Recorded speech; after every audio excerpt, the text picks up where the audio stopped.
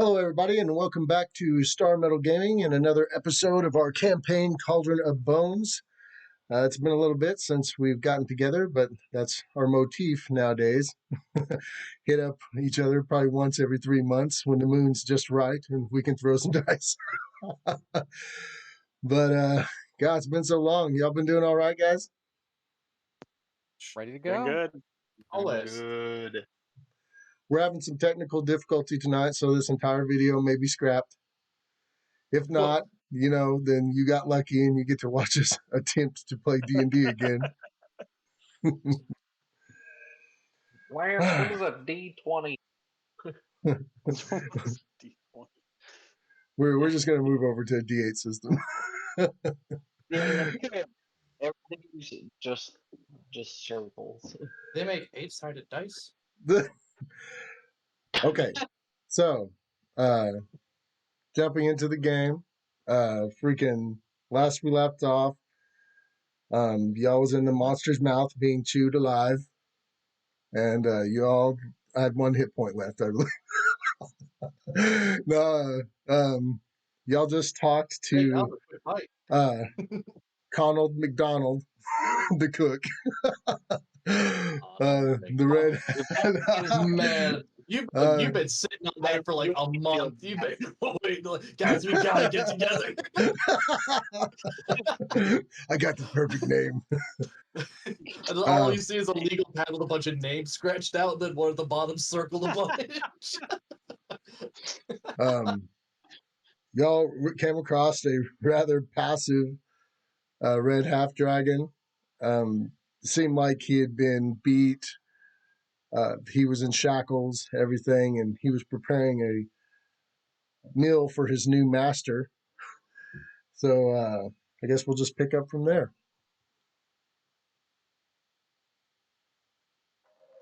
Oh. Did we not talk to him already about Okay, you did talk to him about poisoning the food. What was you going to put in it, Frank?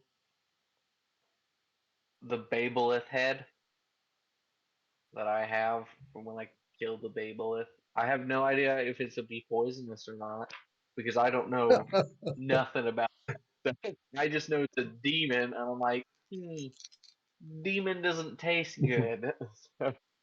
Is this like a soup or something? Because if it is, I pee in it. Well, that's the thing. If you don't know, if it's poisonous, it's up to you. If you want to use that, feel free to talk it amongst your party members before you make a crazy decision. Well, that's what I'm saying. Like, is he like making a soup?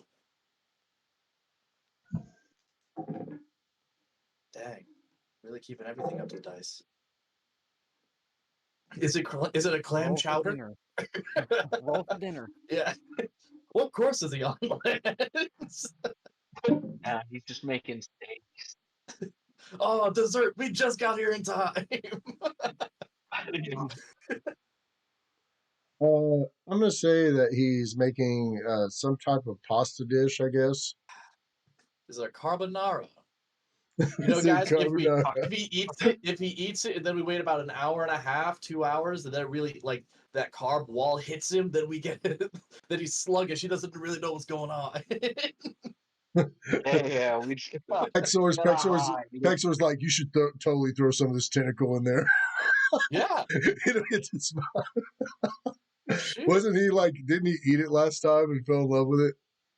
Yeah, Pexor loves it. I do have 5 of them. I have 5 tentacles.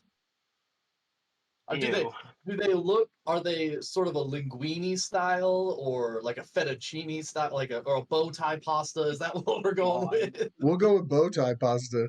Bow tie. Okay, so or I ask Mr. McDonald. I don't feel comfortable saying his full name. No, his name's Conald. You can call him Conald. Okay, yeah, I'm about to say. I feel like if I said both of them together, we're gonna get like copyright stricken. So it's fine. So once they see me and they recognize me from the cameras, they'll be like, "Oh, okay." Lance has bought enough food. We'll let this. Yeah. Yeah, we got a contract with that guy.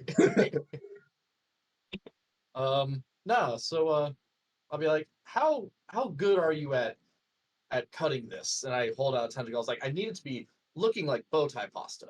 Oh, I know. You're a prisoner. Okay, we've been past that. That was last episode. Cool. So you may your cutlery skills might not be up to par, but I grab his cheeks or jowls or whatever this person has on their side of their face. And I look at them, and I don't interrupt. Don't interrupt.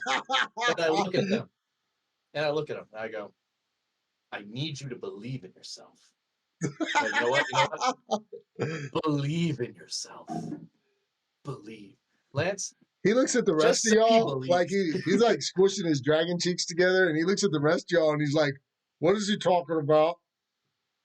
Bow tie. He Pasta. wants you to punch him in the stomach. He wants to punch him. You know, funny thing, I kind of do. I like the cut of your jib, gentlemen.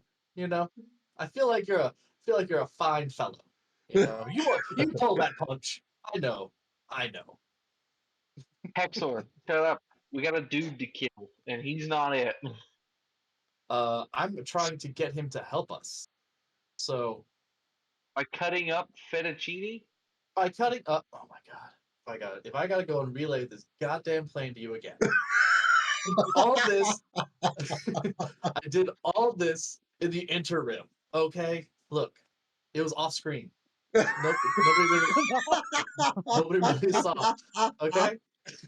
It was, Oh, it God. was between this play. Yeah, you know, like, don't you remember? It was a beach episode. We all went out and had fun.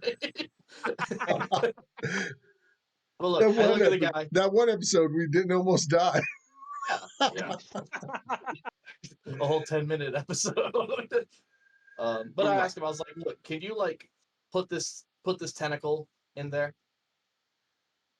He's like, well, I don't think he'll like it, and if he doesn't like it, he's probably going to kill me. But he goes to grab the tentacle from you, and he's like, ugh.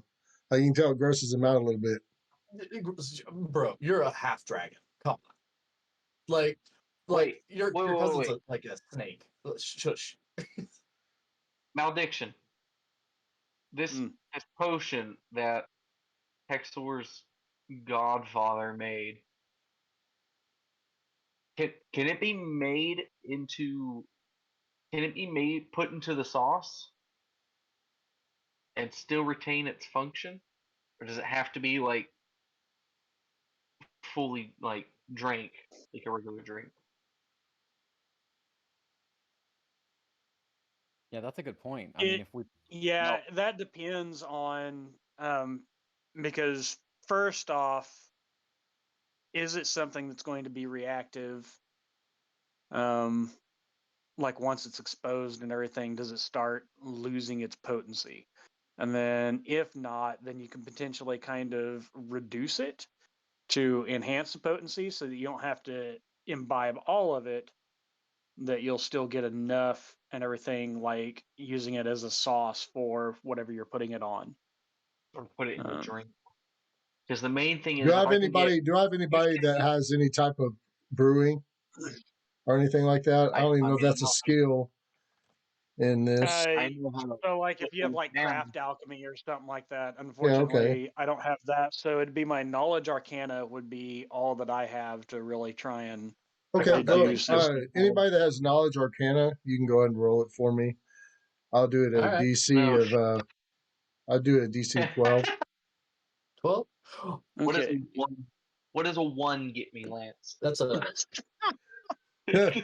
I'll tell you. You stick yourself with the needle? I don't know. Just looking at it, you poke your own eye out. I don't know jack nothing about potions. I just know you drink them. So my knowledge arcana, I've got a 24. I got a nat 20. Nice. Okay. Nice. Both y'all know that adding anything to a potion and brewing it further, such as heating, mixing, anything like that, could possibly change it to something else. And even in reheating it, if you recook a potion, it could change the properties. Especially with something so sensitive as in banning an abysmal presence from the body. You would think to tamper with such a thing, it could have even more dire effects, or something else could even happen. Who knows? But So even like mixing it with mixing it is obviously a chance at the dice. It could be catastrophic and have no effect whatsoever, or it could increase the potency. It would be totally up to y'all, but I would have to roll it due to it being modified in any way. Yeah, and there's also a chance that, I mean, if we're trying to get it into Pierce's sister, I mean, what if she doesn't eat this or doesn't eat enough? I mean, that'd be a yeah, risk. well, that's why I'm thinking about it. Probably would have been smarter to sneak it into her drink. Yeah, But and I then mean, really salt. it seems like something. It seems like something you're gonna have to drink all of. What we Yeah. we could do, like put it in her. Okay, so put in her drink, and then like really salt down her bow tie pasta, so that way she's really thirsty, and then she's like, oh man, I need a quaff. And then she grabs it, just glug glug glug glug glug, boom, problem solved. See, problem solver. Is that? Can you Often make that work? Bro, have you had McDonald's food? That shit's salty. Oh. Sorry, Pop or whatever. Oh yes. Okay. Y'all do hear a bell ringing from up the staircase. The dinner Okay, bell? so that's going to be the dinner bell. Yeah, they're wanting their food. Is there a half dragon, sir? Is there servant passages or other ways that we can get in there besides the We could, main like, door? yeah. Is there a dumbwaiter I can like scrunch into and then be like wheeled up, like every sitcom in the '90s?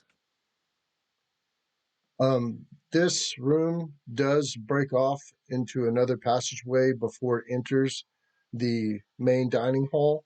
The passageway runs alongside the main dining hall downwards and has another door going into it. So there's like a wall between the dining hall and this other passageway, and there's two doors that coming off of it. But this one leads up to that passageway and the first door coming from the kitchen. So I have an idea. What do you guys think of a pincer?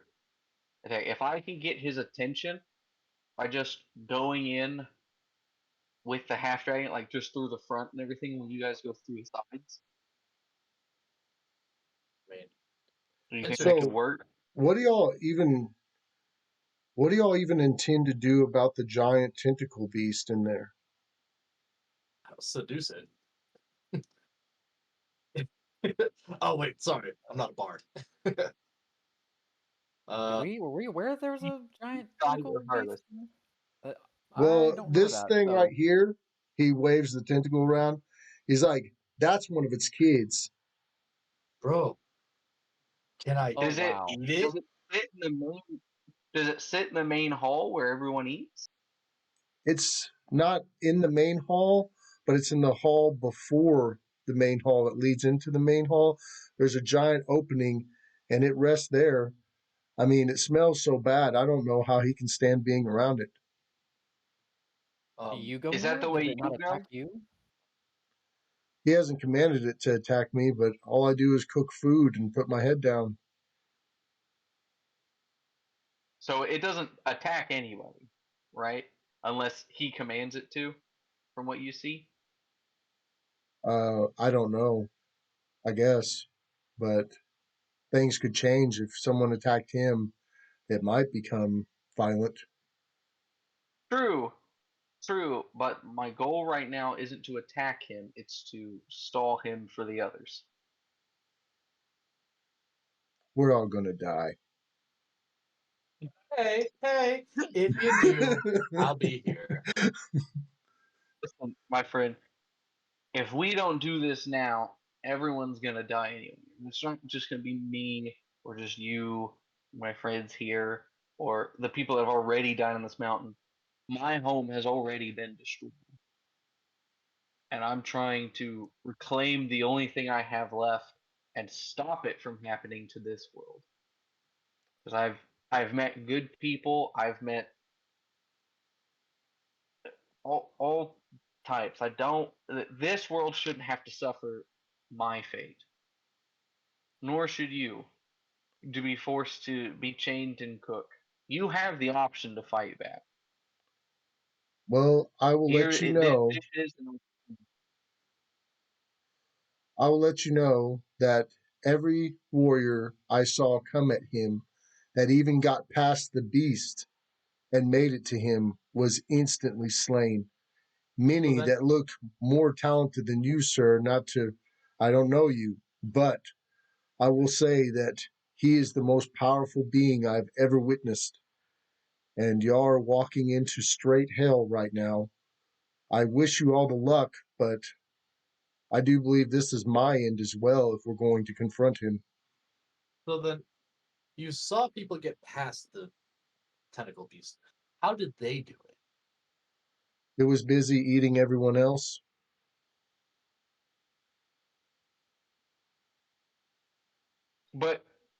but you get past it just fine, right? I think he's ordered it not to kill me right now. These things see by like heat, right, or sound. I can't remember. I think it was. Was it sound and heat? Yeah. Oh well, that must be really good. I will say I probably wouldn't go in there with pieces of its baby on you.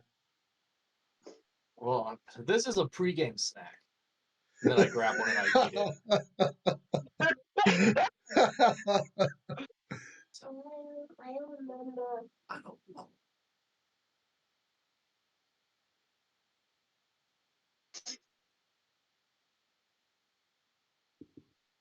Well, I mean, even if we what did do the you think pincer about them? attack, I mean, I'm just. If the goal is to get to your sister, as soon as he sees any opposition, I'm assuming she's going to be right next to him anyway. So, I mean, My hope is from fighting him before and seeing him, he seems like a very um, vain man. He does dress himself up nice. He carries himself nice. So I'm hoping he'll entertain a conversation. Because at that point, it would put him in the position, where he thinks he has all the power. And, currently he is quite powerful. So, yeah, I mean, giving him Well, if you're pause. wanting to have a conversation, I wouldn't start it out with poison. I know that much. this is true. Well, we don't have anything good enough to poison him anyway. Sadly enough. Addiction, what do you think?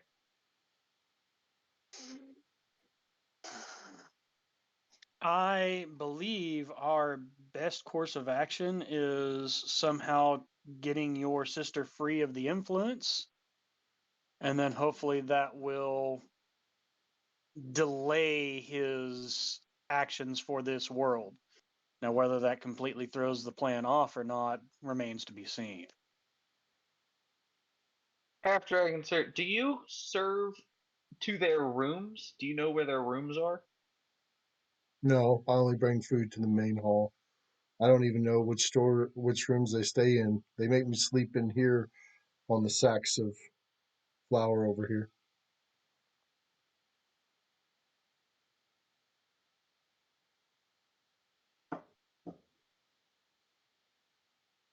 Do we have an idea of how quickly these potions will take effect once it is imbibed? Fail the natural 22, mind you. Call me Severus Snape. I'm a potions master. Okay. The effect starts instantly, right? but like I said before, you don't know if the person's going to actually return or if they're going to be stuck in limbo forever, because it removes the badness from them, but obviously that's holding on to all their being, and sometimes it drags it down with them. But they're strong enough, they can keep away and stay in the body. Man, we're really prepping. Everybody got their used an elixir, got a save point. Safe point. Yeah, Lance, like quick save. Yeah. Lance is like, guys, I'm gonna start just saying like, yeah, no, there's nothing. Nothing. No, come on, guys, let's hurry up. Maybe that's the power of this dash. It gives me quick saves. Yeah.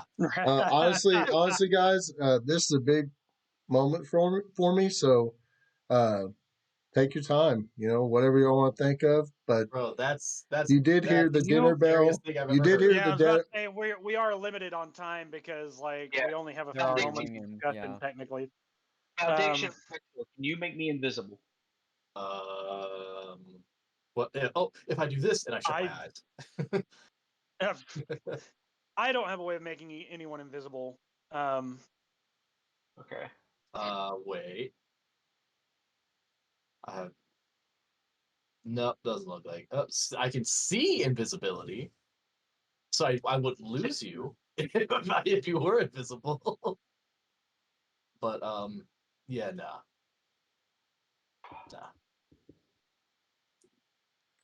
I can cast sleep. I can charm people, and not with my sparkling personality. Y'all hear the voice rumble, and it shakes as if a god speaks from within the castle. It's so powerful and loud. And you hear him say, Conald, now. And the freaking walls and everything shaking the whole house, or the whole castle. And the half dragon looks at you and he says, I told y'all, he's going to kill every one of us. And you see when the whole place shook, I mean, he almost got weak in the knees. I do not think we at EXP grinded hard enough for this fight. Right, yeah. Listen, okay, I'm gonna help him bring in the food. You guys take the side tunnel. As soon as you guys see an opportunity. You guys, you take the side, you get the flank. I'm going in the middle. Now, so there was the big creature in the. You said it was before the main hall. It was in a room before, or is it in the main hall? Like, it's in the main hall. There's another way to get to it from the front, but it's in the main hall that's in front of the dining hall. And there's a huge doorway between the two, like an archway, so the monster can fit through it. But he says he's seen it in there, like resting as if it's sleeping. And every like couple of minutes, another small one will roll out of its mouth. Ew. I just got the end of that. Yep. So I'm if gonna we- grab one of the platters and everything. I'm gonna get his attention. You guys need to go through the side and just And the side tunnel retreat. we'll be able to meet at some point, right, Lance? If we go through the side tunnel and he goes the main way, we'll meet Okay. up at some point. Well, what I'm saying is, let's say this big dining corridor faces east and west, right? And there's a tunnel that runs east and west that's beside it. And there's a door at the west end and a door at the east end of the tunnel, but both of them go into the dining hall.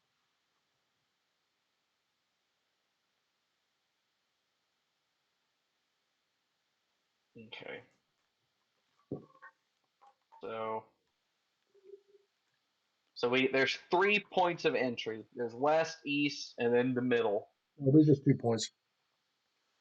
You go up the stairs, and the west door that leads into the dining hall is right in front of you, but you can also turn right and go down the hall right there and go down to the east door that also goes down into the dining hall. You can tell that some servers, because the dining hall is so big that some servers, instead of going in and walking all the way down the side of the table, they would come out the east door to bring food out to that side. So it's basically just like a server tunnel from the kitchen.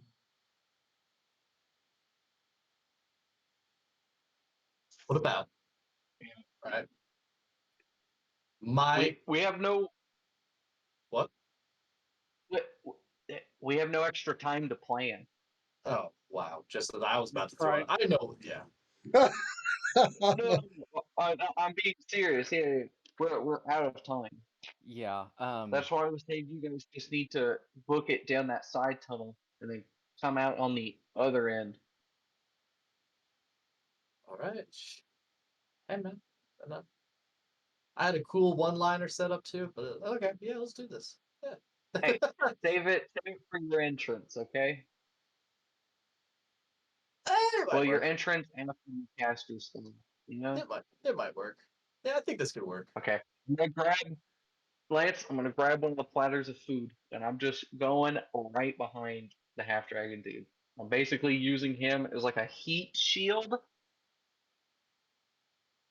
so that way it doesn't And notice me. and then I'm gonna get behind him and use him as a meat shield.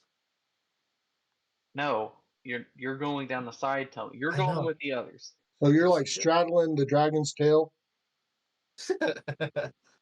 Catching a ride. if that's how I got I mean, if you're right behind him, I was just thinking, the tail, I just.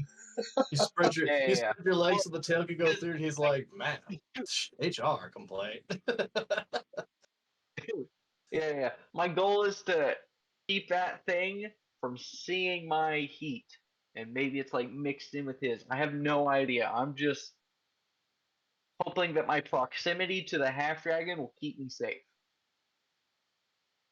So you're trying to remain unseen until you approach the table. Pretty much. When you're a 'Cause giant that half in dragon. armor. If you want, Is I he can hit you pretty with a big? ray of frost. I mean, No, okay, I'm so just here's the trying thing. to Here's the thing. You can totally do it, but I'm going to have you roll for it to not be noticed. And I mean, you are walking in the room with that mofo. Yeah. Yeah. No, I just want to get past the beast. Okay. That's all I'm trying. Once I'm the beast, well then I'm not able to hide. All right. Okay, so y'all go ahead and you start heading up the stairs then? Sure, Matt. Yep. So he'll be following them, and then we'll take the other way. Okay, y'all get Be up to quick the top about of the it. stairs. When you go to the serving tunnel, they come up to the door right in front of them, Frank and Connell. And y'all go ahead and you head right and you start going down the service corridor. Once you get up here, you see that the corridor is very well ornately decorated. It has lots of paintings, a really awesome carpet going down it. The candle holders are very like shiny and just well made. You go into, or they start heading down the corridor. Frank, you and the half dragon enter in the west side. Go ahead and roll a hide for me. Yeah. No. -4. No. So no. Natural 19. All right, but I do get negative because I'm in armor. But Okay. it's that Really good. special. So it gives me. So it is a straight 19 Okay. because the bonuses for my I am negated. All right. You happen to be incredibly lucky. You walk God. in and first thing you notice is the entire place is lit up with candles. There is some torches on the wall that is distance, The smell kind of hits you also when you open up the door. It smells like the little balls, but obviously, real like a crap ton more in this room. When you come in, you also notice the giant sewn tapestries of some of the famous giants that they've had over the years. The dining hall is exquisite. All the table and everything is made for half giants, so it's huge. Um, when you come in, you come sneaking behind, and you're really close to the dragon, and you peer back behind your shoulder because you turn to face the table. And the west section of the dining hall, back behind your shoulder, you see the beast, and he seems to be like almost 3 stories tall, humongous beast with all these whirling tentacles. And you look back, and I mean, it's so big that for a second you kind of clinch and grab the half dragon, you know. And he's with like, your legs. he whispers back to you as you grab him tighter. He's like, "Whoa!" And y'all start sneaking up to the table. You can tell that he's talking to your sister, but you don't know what about yet, right? And he has failed to notice you up to this point. Well, What? I say a prayer in my mind, But you're Great up to the Donda. table and you're away from the beast and you're pretty close to him. Do you want to announce yourself? Oh, also, as he's coming up to the table, y'all make your way to the other door and you happen to slightly crick it. Who's opening it? I will. Okay. He opens it like Fuzco. Right, just So kicks you it open and everything. okay, so are you going to try to open it quietly? Dang, I don't have a canister of oil in my yeah, sure. I mean, Do you have sleight of hand at all? I can. All right, would that be used for that to open it quietly? I will next level. I assume.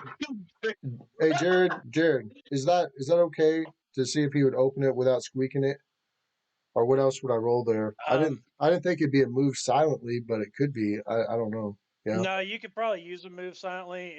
It would either be that or sleight of hand, but sleight of hand's a train deal. So if he doesn't have ranks into it, so then just be a move silently, Okay. I'll take either. which he's also probably not trained in. But Okay. Go ahead and go to open the door. Just let me know what DC you hit. I don't wanna. I want you to tell me what I should hit first. That's a 23. I got 19. Oh, you just had to beat 10. So you managed to open the door without it squeaking. You can tell Pexor really took his time with that one though. Rolling a 23. He was caressing the hedges, making sure that they weren't going to squeak on him. Whenever blowing I the dust off of it. Yeah. No. But whenever I open the door, I'm like, oh shit, it's over. Okay. I will say that he creaks open the door and y'all's at 3 different levels, your heads, and you can both kind of just see out the hole looking at Frank. Y'all see Frank behind the red dragon, and he's standing there, but he's kind of tugged down behind him, and you see that the man's talking with the girl at the table. Like I said before, it's decorated well in tapestry and all kinds of valuables and everything. There's what looks like to be 1,000 candles lit in there, mostly illuminated by candlelight. But who's going next, Frank? What would you like to do? Well, so before I do my next step, essentially, I'm going to say a prayer to Donda and everything for just the strength and courage to see this through, because I might die. Yeah, I'm going to threaten my god. If I die, I know. I'm coming for you first. He gave me this sash, and it's like, me dying, if it saves everybody, I'm willing to do that. But how far away are we at this doorway from the table and our targets? Oh, I would say probably about 45 feet, on about. It's a super huge. It's definitely from the level 4 of Mario, whatever. It's all giant in there, freaking. Bowser's Castle, got it. Whenever you start praying, Frank, and he goes ahead and he stops, and he looks at Connell, and he said, "Connell." Where'd you get those 2 arms? He's like, he goes, you certainly took your time. He's like, what did I tell you about you taking your time, Connell? And he's like, I put it together as fast as I can. I really did. And he's like, well, that's really not good enough, is it? I mean, I feel like I could prepare the meal faster than you do, Connell. So why am I keeping you around? And he's like, so you don't have to prepare it yourself. He goes, maybe you should remember that, right? And you see him like raise his hand up, right? And Connell just starts screaming and he grabs his head and he just starts Put yelling. my hand on Connell's head and I don't know, take that pain away, Donda. But basically, I am switching places with Donald. I'm getting in front of him now. It's Okay. not fast food. It's not fast food. Fast food. He goes ahead and know. You push him to the side and he goes, "Oh my." And you see his hand is still open and you hear him squeeze his fist and you hear something pop in Connell's head and he just falls and hits the ground. And he's like, "Pierce, you came all of this way. To what do I owe the pleasure?" I look at the other 2. I go, is this when we go in? Are we going in now or do we want to wait? Is there extra chairs at this table? Yes. Spinning around still like a cool kid. I'm gonna keep my composure. Okay. I came to to kill you and get my sister back, but not at this exact point in time. I'm saying this as I walk over to take a seat across from him. Show him all the cards. In a very civilized and like noble-like manner. As you see to say that, your sister looks like she's in a trance. He goes, "You're here to kill me." In fact, yeah, I think I saved your life, Pierce. You wouldn't even be sitting here right now if I didn't allow to let you live before. What a twist. He I goes, guess we all make mistakes. so you want your sister to go with you? Why don't you ask her yourself? Because she is not herself. I've seen what you've done and what you've been doing to her over time. She is not fully in control. Oh, no, I've erased her from the delusions that your father gave her when she took her from me. Isn't that right, daughter? And she's like, yes, Daddy. Lance has been foaming at the mouth to get this stuff out. Would you like to prove that? Just the subtle Vascor hearing now. I'm still going to kill you for what you did to my home, but that can be after. Right now we can prove your point, or if you would allow me to. Well, the negotiations. Now, in this, if I am correct, she goes free, unharmed by you, any of your creatures,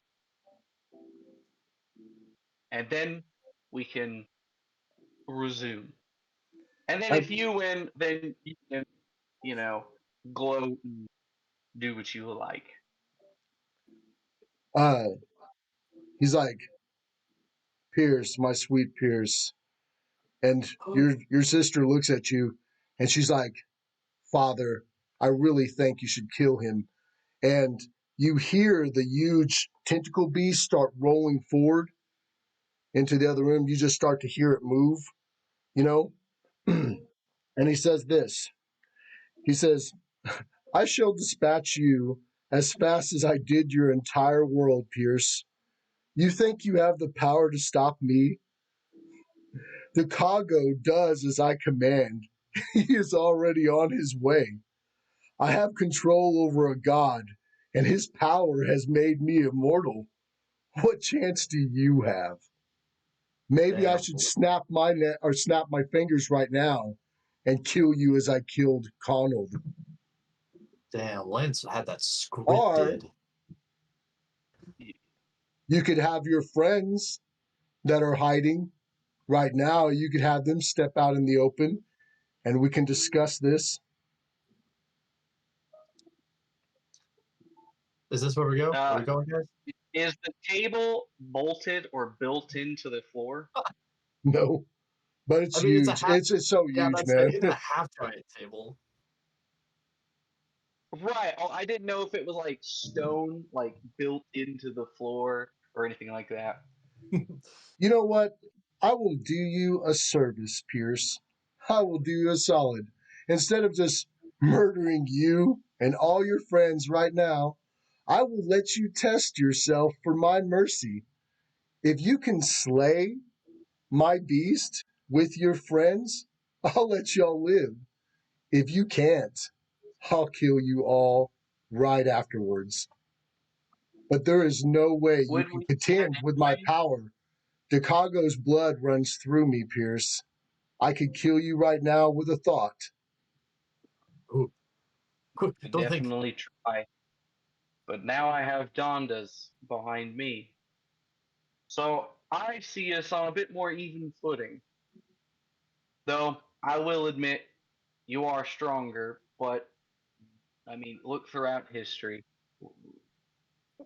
Weaker people have always beaten stronger people, and then they too become strong, and then vice versa. But no, you're on the wall. Never mind. He goes ahead and he stands and he backs his seat up behind him. He says, Do you care to test my resolve, Pierce? Test your resolve. Or your resolve you can face my monster right now and earn my mercy.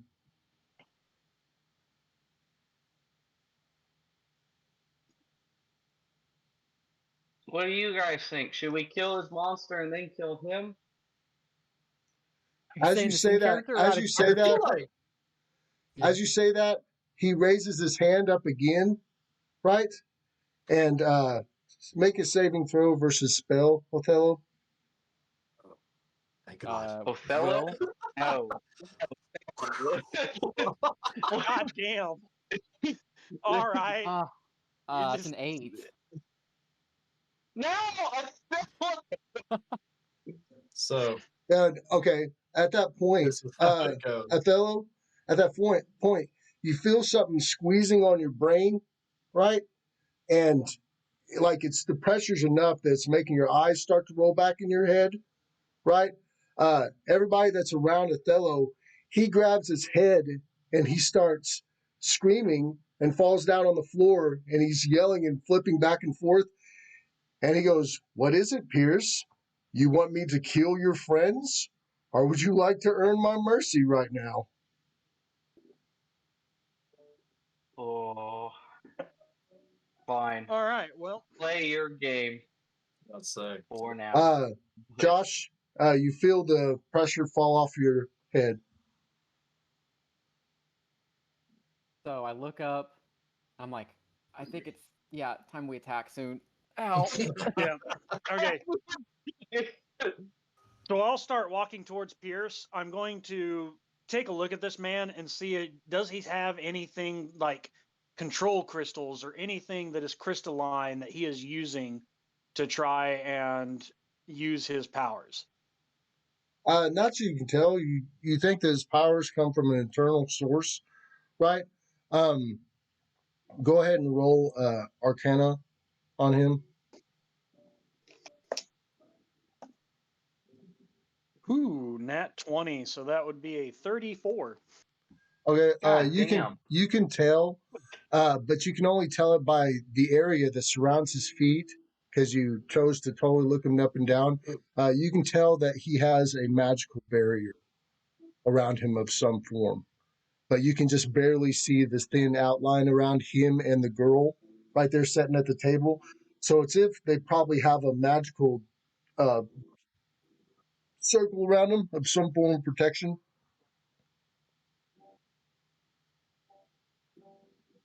Okay.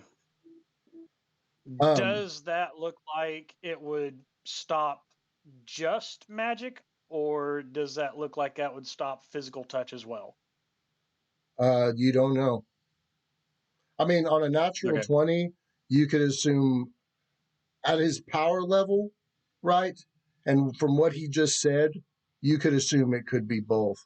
And I will say, none of y'all feel fear an ounce of doubt or fear from him, right? You feel like he's very comfortable in his skin, even though y'all's all ready to attack. All right. So I'll draw my sword, and I'll point it at him, and I'll say, "Sick creature," and wait for me to dispatch your pet. One And hand. I'll just turn Every around. time you He's open like, your mouth, you he exchange goes ahead and he feedback. grabs his wine glass and he's like, raises it to you, and he goes, I will see if you're truly part of my bloodline, Pierce. This will be interesting. He looks at the creature and he's like, kill him. Before And All right. Well, with that, everybody roll initiative. my first action is hitting that thing with a sound orb. Yes. Right off the bat. All right. Well, that is a 20. Oh, that's Hey, what I we like got to do. the same time. Nice. And it So failed its save too. So good job. I got a 17. Oh, wait. That Yeah. was for That was my to go. initiative. My initiative. That was No, initiative. that was an attack. That was an attack. Yeah, That's, no. that's We're all good with letting him go first, right? Everybody hold your turn. yeah, Lance, I'm gonna need you to tell your bad guy to stop messing with the light bulb in my room. right. That's a It's sign, Frank. flashing. That's the sign of destiny. Okay, either I'm gonna die or I'm not. Those are the two options. Oh yeah, Hidden- that's Bro, that's a I sign of really destiny right there. yeah, I'm really glad I'm glad we got that. That was right up there with William Wallace's freedom. Right. I'm glad we established that. I either die or I don't. Like, People are either It's dead, a 50 you either kill yourself or get killed. It's one or the other. Okay. Listen, it's a 50 feeder. Did they die or I die? Yeah. Okay. That's So, Jared, what was your initiative again altogether? 20. 20 altogether. Okay. Who's next in line? I had a 17. Okay. I had a 20 total. You did? What's your dexterity bonus? 1. Okay. So I'll go right before you, like a split second. Okay. Listen, I'm about to, I don't know, climb it. That's my only idea. It's 3 stories tall. I got 16. Oh, Does it have a head, Lance? It is just It is a one head? giant head. Oh. Yeah, alright. So it's all a weak point. Got it. yes. It is an entire. Its weak point is inside its mouth. Yeah. Ooh. I saw, what was it, Dragonheart? Was it a movie where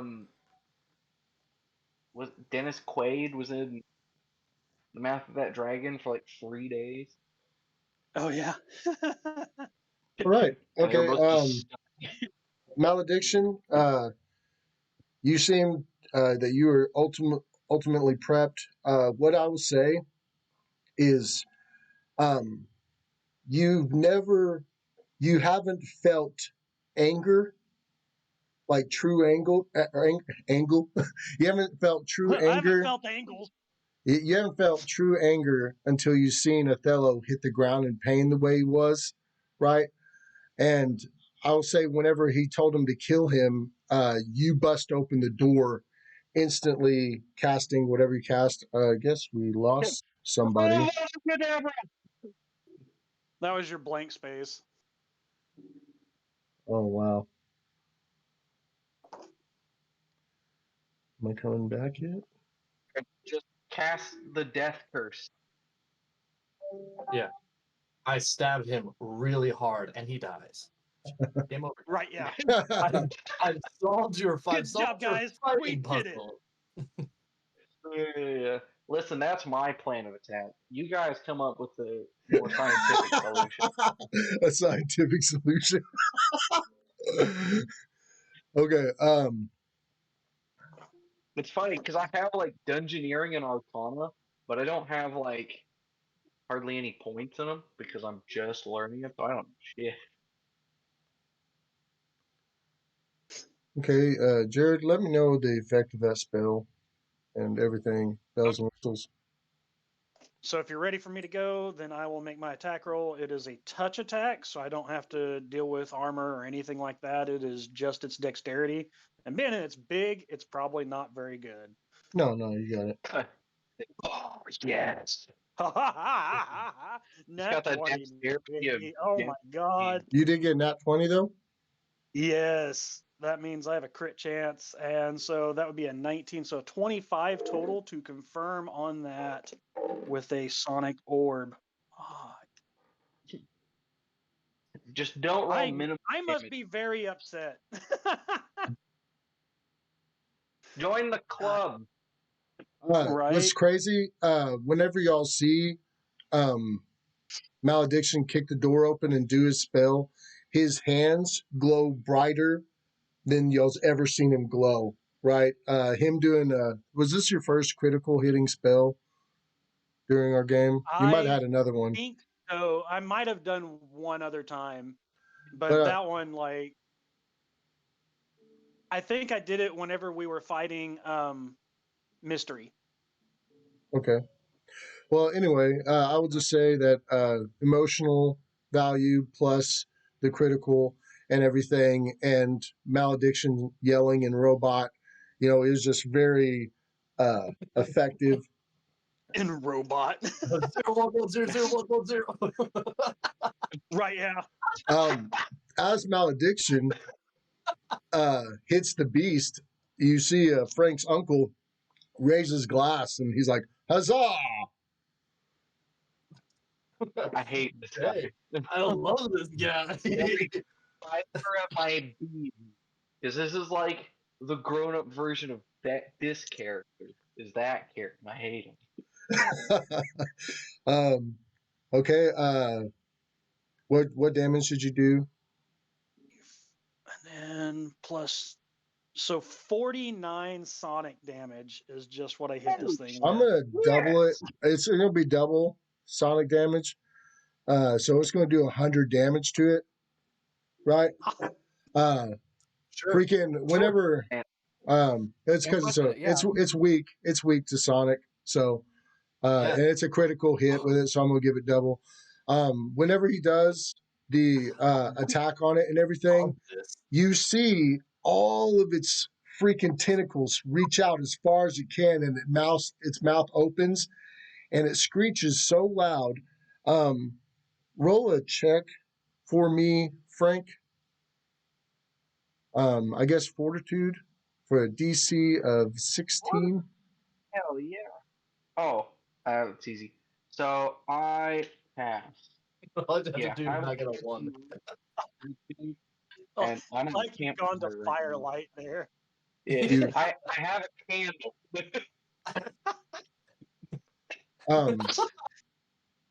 You did pass So yeah, though. I rolled a. Yeah, I rolled a 14 on the die plus 9, so like 20 something. 23. Okay. Yeah. You was running up on. You were right there at the beast, right, Frank? Oh yeah. So is it scalable? Like, yeah, there's a lot of tentacles and a big face. Oh yeah, it's scalable. But what I'm going to say is, he it temporarily slightly damaged your hearing. Okay. I'm not going to say since you passed your check, it didn't force you to the ground. Yeah. But I will say that it stopped you for a second because the ringing from the screech was insane. Like it almost burst your damn eardrums. And I'll say right after it stopped screaming, you rush in, like kind of like in a crazy rage. What do you want to do? So I don't have my shield is still on my back. It's just my sword because my goal is to kind of like run, stab, and like try to scale it in any way I can to try to get up to where I would believe its brain would be. So Okay. like towards the top, everything. Because All right. Well, the thing is I'm gonna need a full round out of you for just scaling him. It doesn't have a brain. oh Right. yeah, that's fine. That's yeah. But you're trying to get on top of him to where you can fight him from being on top. Yep. Okay. So you want me to roll some dexes and everything to do that? I will have you roll. Just give me. Yeah. Well, I was going to do reflex save, but dex is almost the same thing. I'll go ahead and just have you roll some dex checks since I would have you do reflex saves if the monster was conscious, but since it's going crazy from the spell right now and it's kind of disoriented for a second, I'll just have you roll dex checks. Go ahead and beat a DC of 14 because he's slimy and it's hard to keep a hold of it. So if I can use my sword to like stab in to get some extra momentum, I'll do that if I have to. But yeah. Okay, So I'll that's roll. Make me 13 3. on the total, and then plus 3, so I got 16 total. Okay.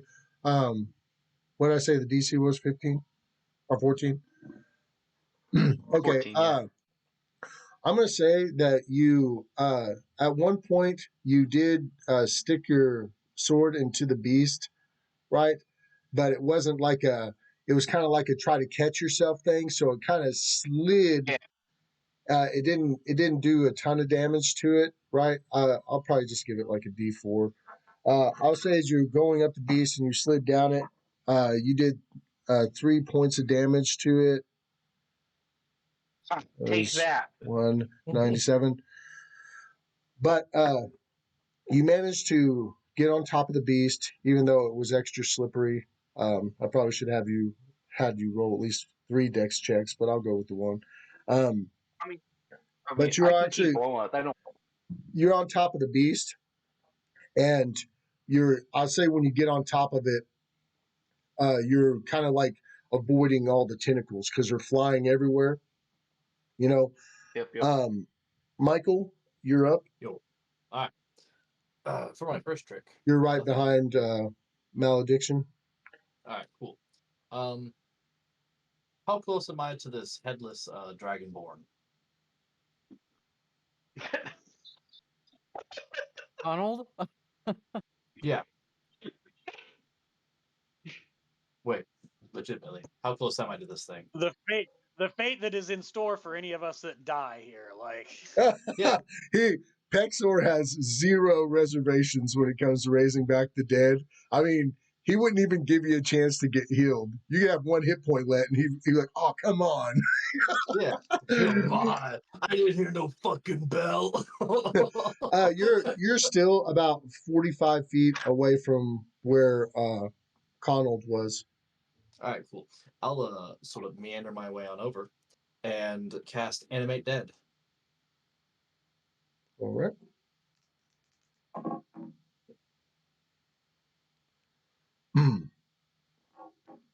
Doesn't really say there's anything against it. Spell resistance, no. Saving throw, none. So I guess he's back without a head. Oh, he still had his head. His brain was just crushed. Oh, well then, cool. He's back without a brain. Much like my giant friend, but I won't speak ill of him here. Where did Frank go? Is he still around? I guess he's on top of the guy. All right. It looks like he muted himself for a sec. Yeah, I'm trying to get this lamp to work. He's trying to get some light back in the room. but it's so scary. Right. It's That's very good true. aesthetic lighting there. That's true. Well, and I feel like this actually really matches because last session I did say a prayer with candles, and a candle, stayed alight. So Man, I that's mean, I could awesome, keep Frank. going. Frank, we should all play like that. We'd be so cool. Except sometimes it's hard to see what. That's real. Had to get you some glow dice. Yeah. All right. You managed to raise the half dragon. Does he just have his natural stats, or are you going to, or does he go off of something that you have as an undead? So it would keep Skeleton. the physical stats. Yeah, it says either a skeleton or a zombie can be created only from a mostly intact corpse. Of course, true anatomy. So dead gelatinous cube cannot be animated. Statistically for a zombie depend on its size, not on what ability the creatures had while alive. So it looks like he's a zombie. Okay. I don't know. You going with zombie? I mean, that's what the animate dead. That's what the spell says. I don't know if you want to add in something because Well, he probably still if has you choose skeleton, the skeleton just sloughs off all the flesh and everything. So okay. you can go either way on that. That's gross. It's a very disturbing sight when you choose skeleton. Zombie, at least, for the first couple of days, it's not so bad. Then again, the Dutch room was a dead female. So. I'll still go with the zombie. He's got one eye looking one way, one eye looking the other. Right. Yeah. So then the number of hit dice that it's going to have is going to be twice whatever hit dice the half dragon had. Oh wow, that's nice. There'll be all D12s for how many hit points it's actually going to have. The half dragon was an 8th level chef. Yeah. He has a magical spoon which perfectly seasons all meals. The only real problem with a zombie animated like this and everything is it's going to have one action, so it either gets an attack or it gets a move. They're very slow. He has to wait till one round after he animates it, correct? I believe so. Summons and everything are able to act on the round that you summon them, but creating something like this, it takes time for it to get back up and all that. Okay. Josh, it is your go. Okay. You're off the ground, though. I'll say that you totally got off the ground before they started everything. Yeah, I was about to say, I gotta stand up. Well, yeah, I'm gonna wipe the blood from my nose and just kind of be like, this sucks. I guess. Good luck.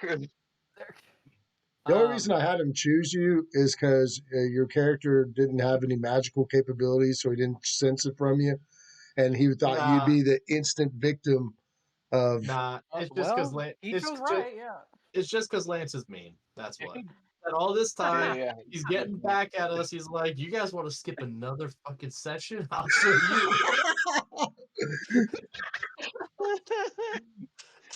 Why do you got to make me hurt a fellow? My game, yeah, I'll kill the lovable one.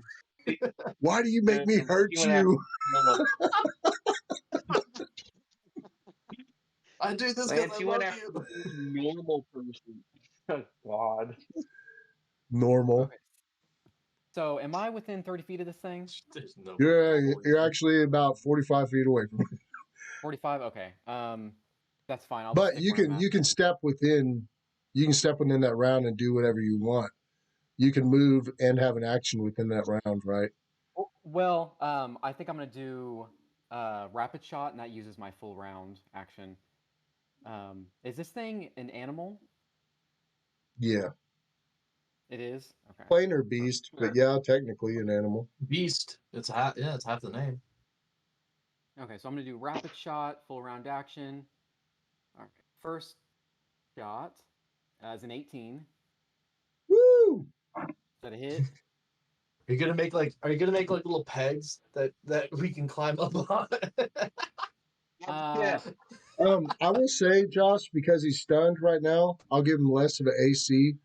So yes, that does hit. That hit? Okay. Yeah. That's 4 Lance, damage. For Lance is this finally being round, nice. he has a 18 AC while he's stunned from the shot. Well, he's not stunned. Like he'll be able to go when it's his go, but that shocked the crap out of. Or anyway, yeah. Yeah. So that one hits Maybe for 4 it won't damage. realize I'm dead. How much was that, Josh? And 4 damage. robot guy. All right. Second Okay. shot. Second shot misses with a 12, and then third shot misses with an 11. Your shots aren't actually missing, right? Well, What it not doing any is damage. Yeah. they're not like he's kind of like a slimy tentacle beast, right? And he has thick skin, so they're either not going all the way in to do enough damage, or they're, uh, you know, ricocheting off of him. All right, everybody's done.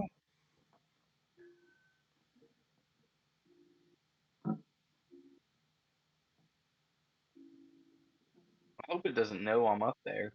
Oh, it knows, That'd be Frank. real nice. Dang it. Yeah. Frank, what's your armor class again? What? 25. 25? Dang. Yeah. Because I got Infinity. Yeah. a big one. 16. That one hits a 28. Oh man. Okay. What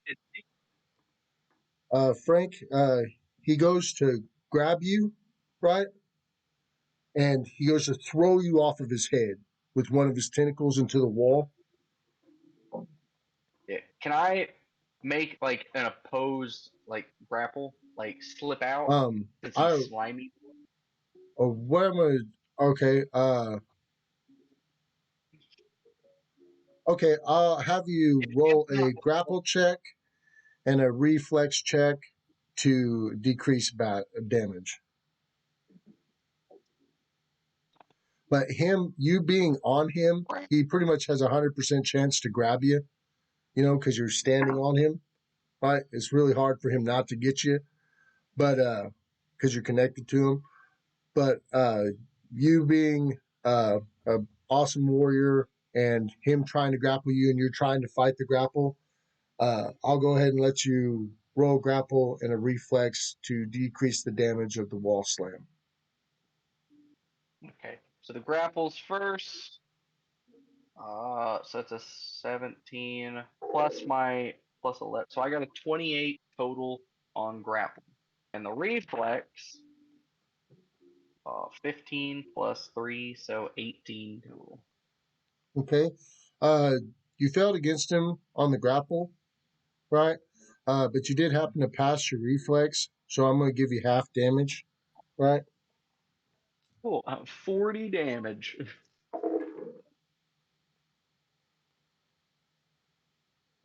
22 damage. That's not bad. 22 damage. Ow. I don't get out of bed for anything less than 50. Everybody, you see the monster. It's so crazy because it's like the tentacles all focused on Frank, right? And one acted like it was going to come get him, and Frank went to act like he was going to defend it, and then another one just wrapped around Frank as he was about to defend from the one tentacle, and it just flung him against the wall, and it was so hard that y'all felt the thud in the brick on the floor that you're standing on. It definitely knocked the wind out of Frank for a second. And I'm not going to say it's going to stop you from attacking Frank since you passed your reflex, right? But he slammed you in the wall pretty hard. Next attack would be. Or did he like me? Huh? Did he grab me, or did he does he still have a hold of me, or did he just? No, he grabbed you and flung you, like he got you off of him. And it was kind of messed up because, like I said, while you're staying on top of him, you thought one of his other tentacles were going to come for you. And it kind of faked you out as another one grabbed you and threw you off of it. And as you're hitting the wall, you kind of thought to yourself, like, maybe, the place where he's going to have so many attacks and he has so many tentacles, maybe close to him might not be as effective as you thought. Maybe inside his mouth, but on top of him, not but does he have I will say that like a beak? I'm not going to give him his full actions for the round, all of his attacks, because he was slightly stunned this round, so I'm just giving him the one. But it'll start over with Malediction. Go ahead, Mal.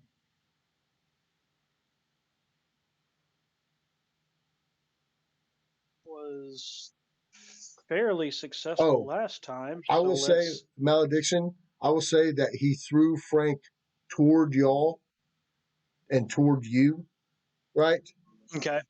But I will say he missed you with Frank. I should have totally rolled for that.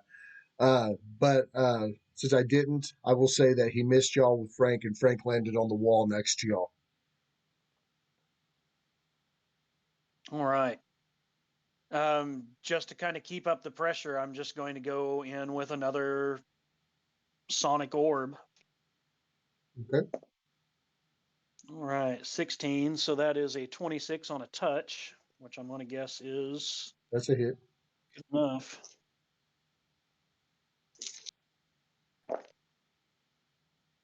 Nice. So that is 14 of 14, so 28 plus 3.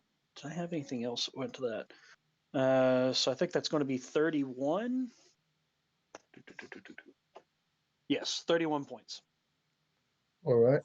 Since it wasn't critical, gosh, should I go ahead and give him extra damage because he's weak to it?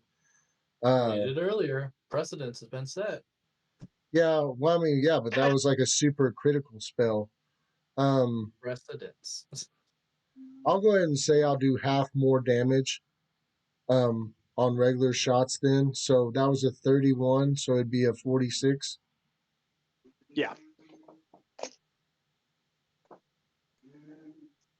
Is it just a face with tentacles and like no legs? It's like, dude, you have no eyes. It has tentacles all over its head and just a huge mouth.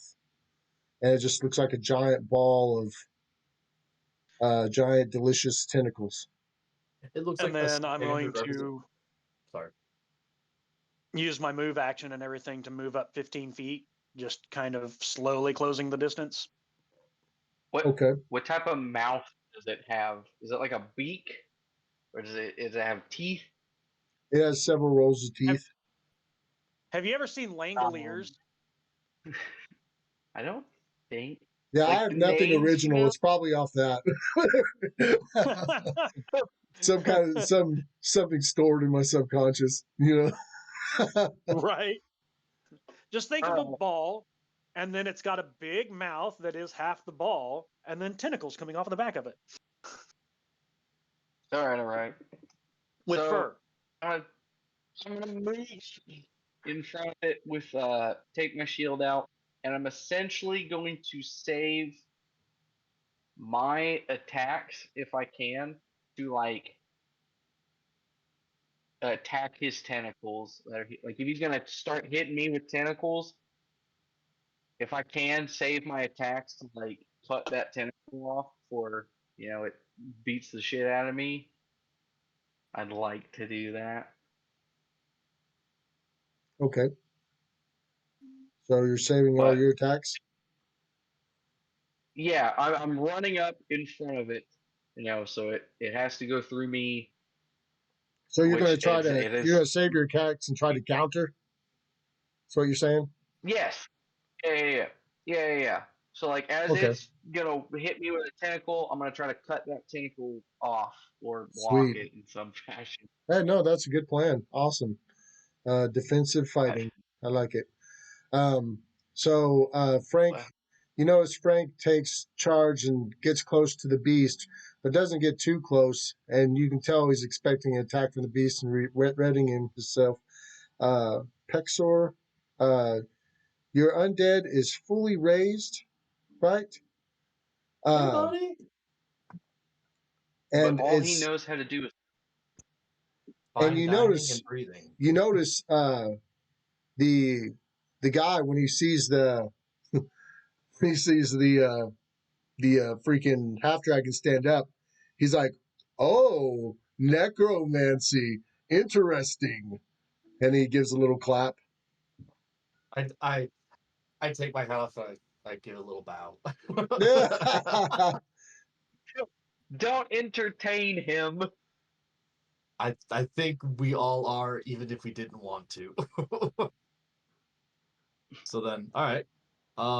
And next, for my next trick, I will cast. Oh, give me a second. Let me scroll on down. Where is it? Dang it.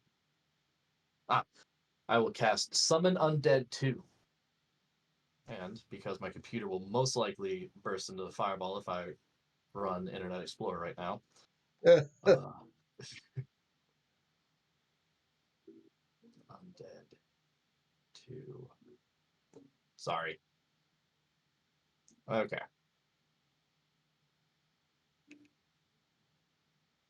So I will summon an owlbear skeleton.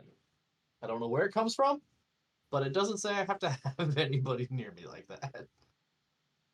Yeah, All no, right. the summons just kind of pop out of nowhere. And what did you want the animated half dragon to do? Why is there? Oh, okay. He's So right you said, beside the table and right beside the girl. Like he's actually, but the girl's between him and the guy. oh, well, I didn't know that. I go, oh wait, who has the potion? I think does Two Pierce of have it? us. What? Yeah. All right. I go, Pierce, potion me. And I hope that, Pierce understands. He throws the potion, and I catch it. No rolling involved. Look at that. Not in a position to not in a position to do Oh, that. fine. My And God. plus, I mean, y'all can do what y'all want, but from what you assume, he doesn't know of any type of antidote right now. Like he doesn't know that that's what y'all's here to do. He thinks Pierce is just here to kill him. Well, that's all I was gonna do. I was gonna be like, catch, and then it's like, oh, what's happening? What's all that stuff flying through the air? And then my new animated dead just like kind of forces it in her mouth. Odd. Hey, oh, I'm sorry, I couldn't think of you go left, I go right. So Well, you would assume that to do that, you would have to have him, uh, or yeah, you notice the distracted. magical barrier as well. You'd have to have him drop the magical barrier in some way.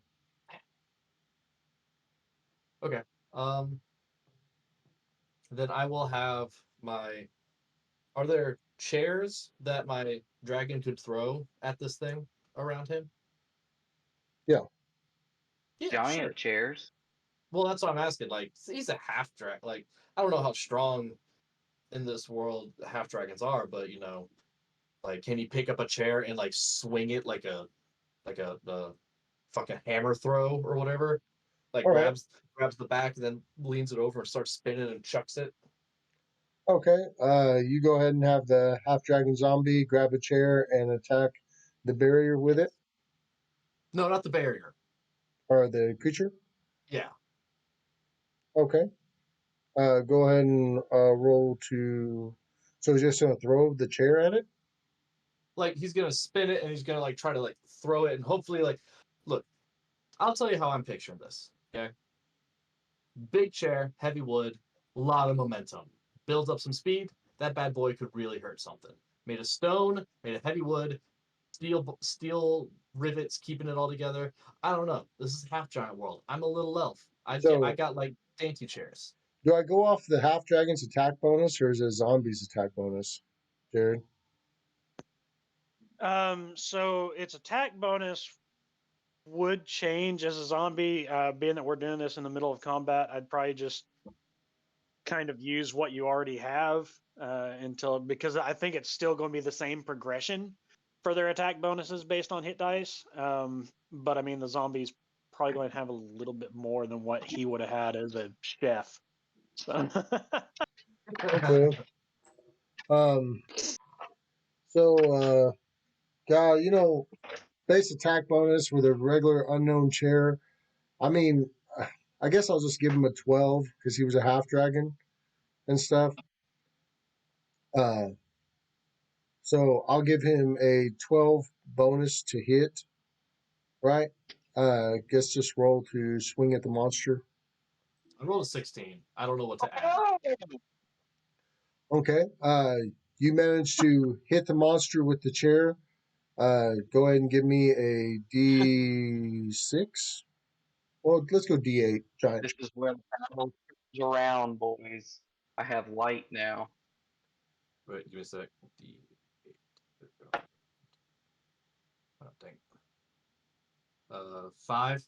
5 plus I don't know what else. Okay, I'll go ahead and say he did 7 damage with it. Hell yeah. I did my part. Okay, and you said you were summoning the other creature as well, the owl bear? Owl bear skeleton? Owl bear. Okay. And that's being summoned, but I think those are able to attack the second they're summoned, but it takes a round to summon them, right, Jared? Yeah. It depends on his casting time with it. So Casting time says 1 round. like if okay, so yeah, it takes the entire round to summon. Okay. And now Josh. Um. No, I'll just let you go ahead and do your thing. What do you want to do, Josh? Scared me. So Josh, your brain hurts. gosh, I guess let's just go ahead and try this. Has it got any closer to us yet? The monster? Yeah. No, it kind of got almost into the doorway, and then it was blasted by the sound, and then Frank went and fought it in the other room, but he threw Frank clean across the room. But I'll say he's on the other side of the table, and he's probably about 65 feet away right now, maybe 70.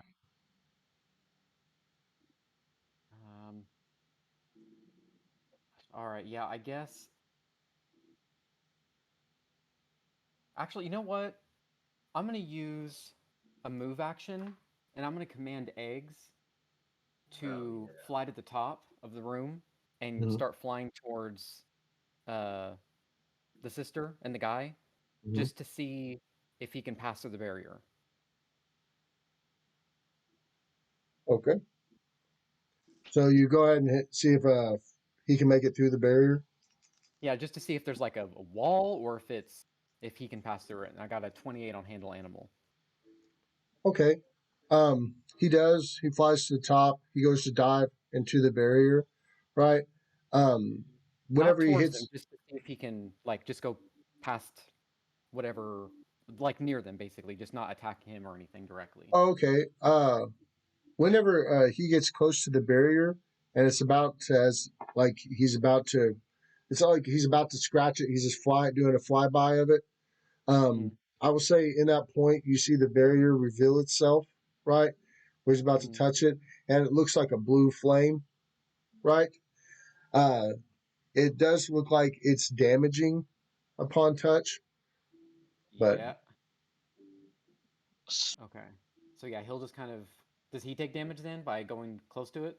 Are any of us able to see that? I'll give him 1 point. Anybody, y'all can. Anybody that wants to possibly see it, just roll a spot check for at a DC of 10.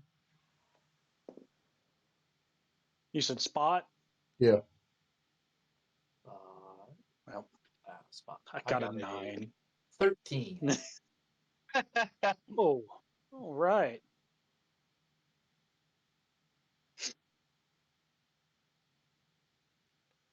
All right.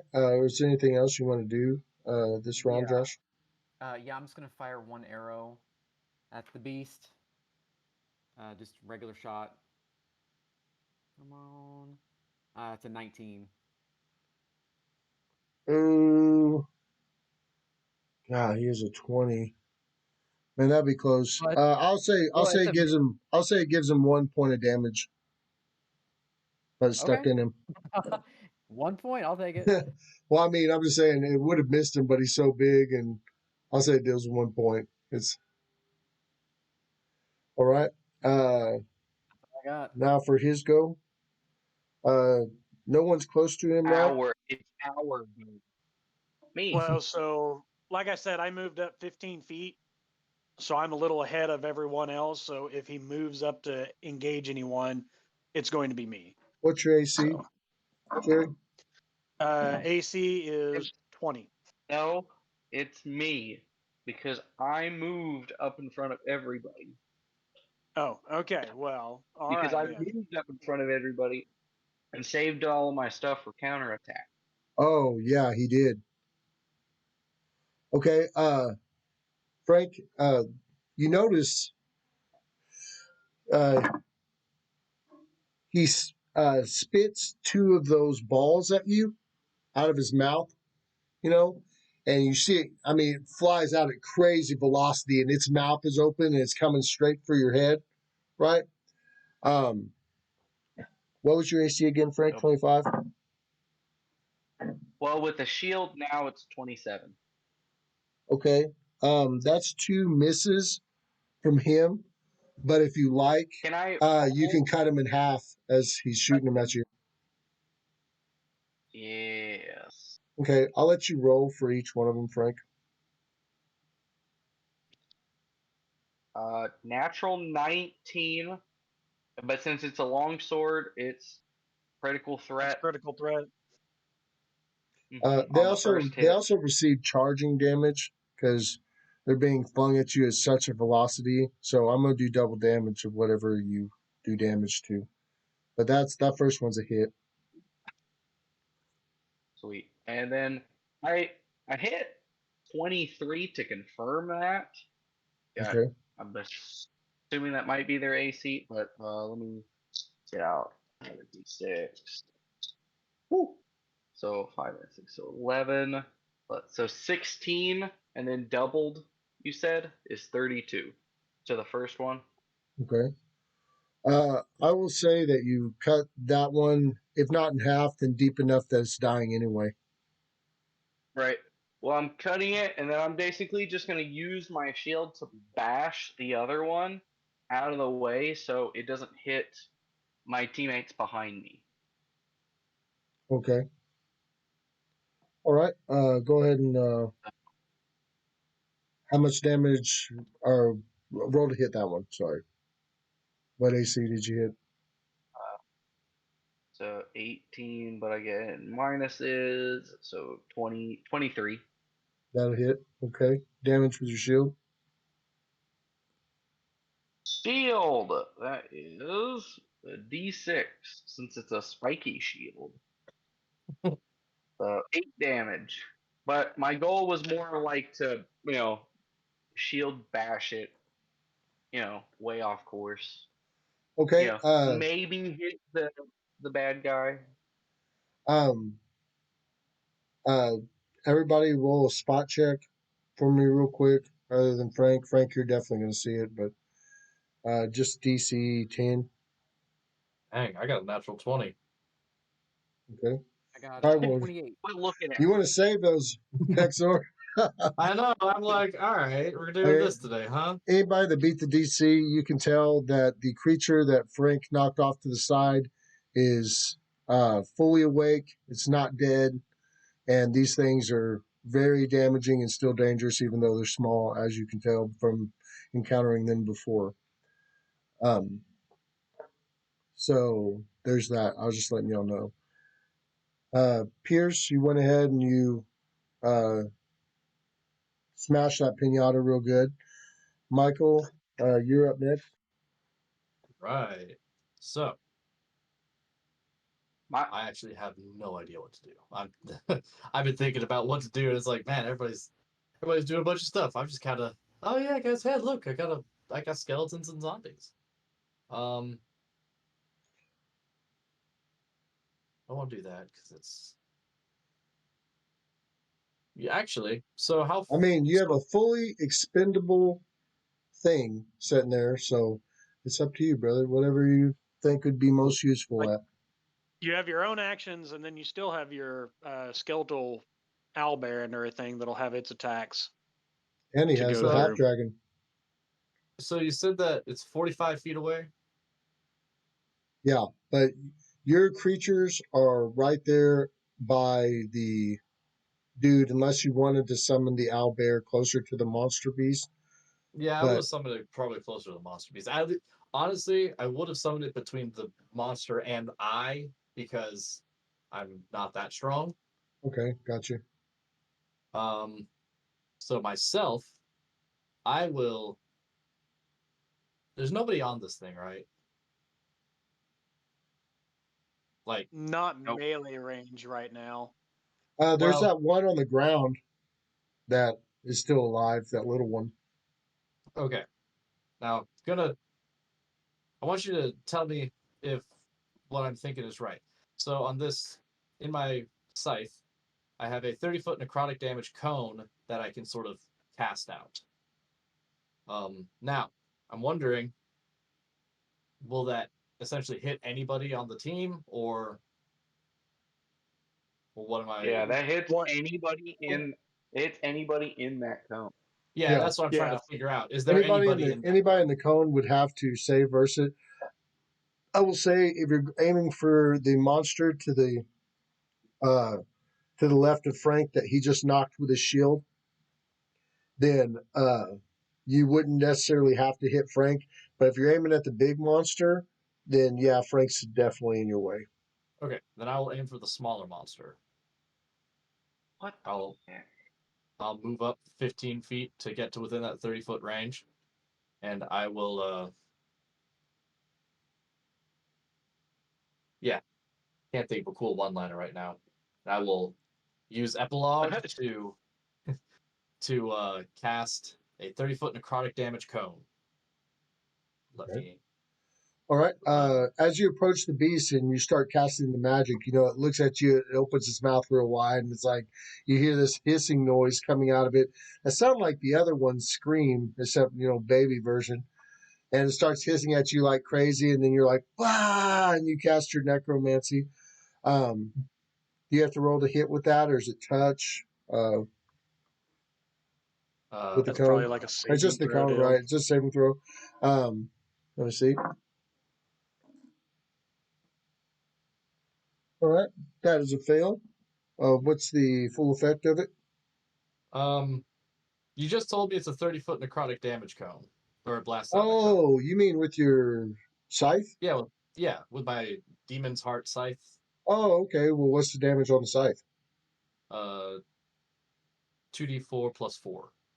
Okay. Well, everything in that range takes the damage from that scythe if you hit with it, which I'll say you did. Cool. So 3, 4, so 7, 11.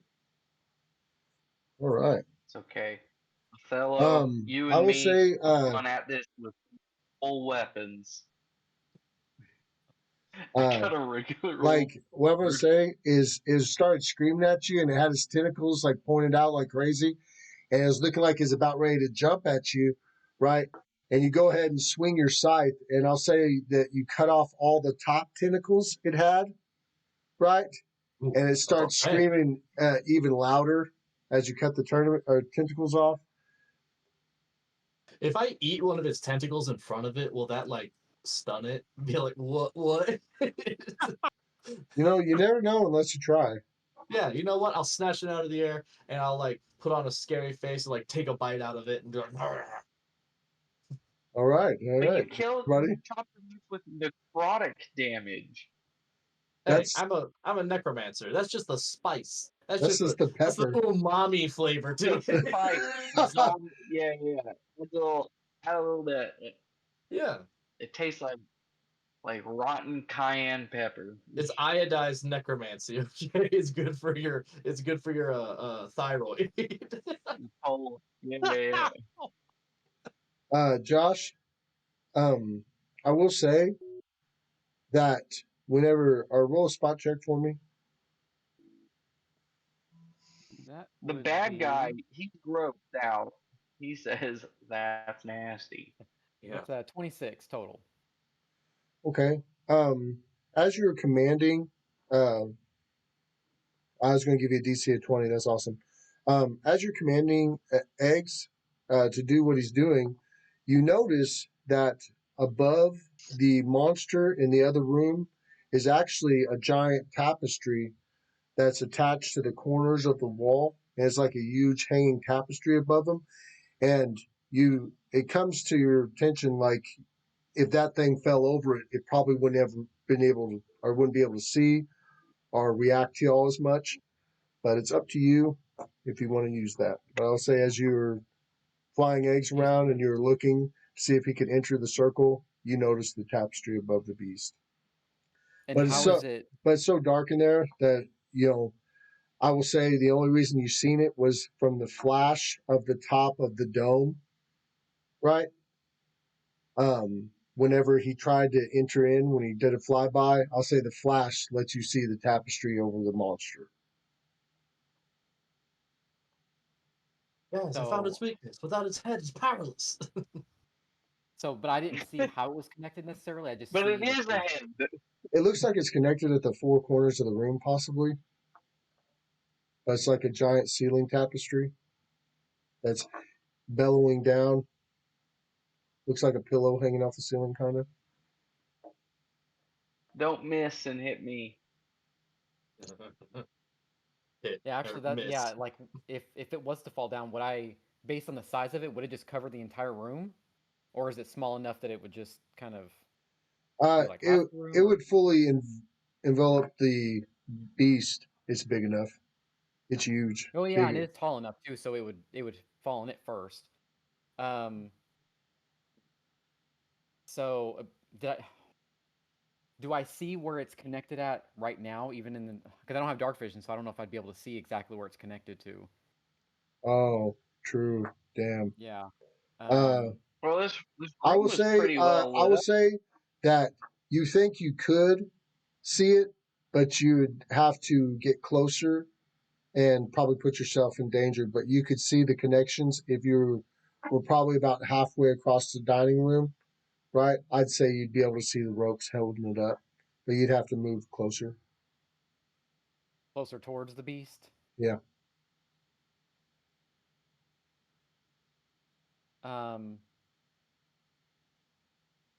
Well,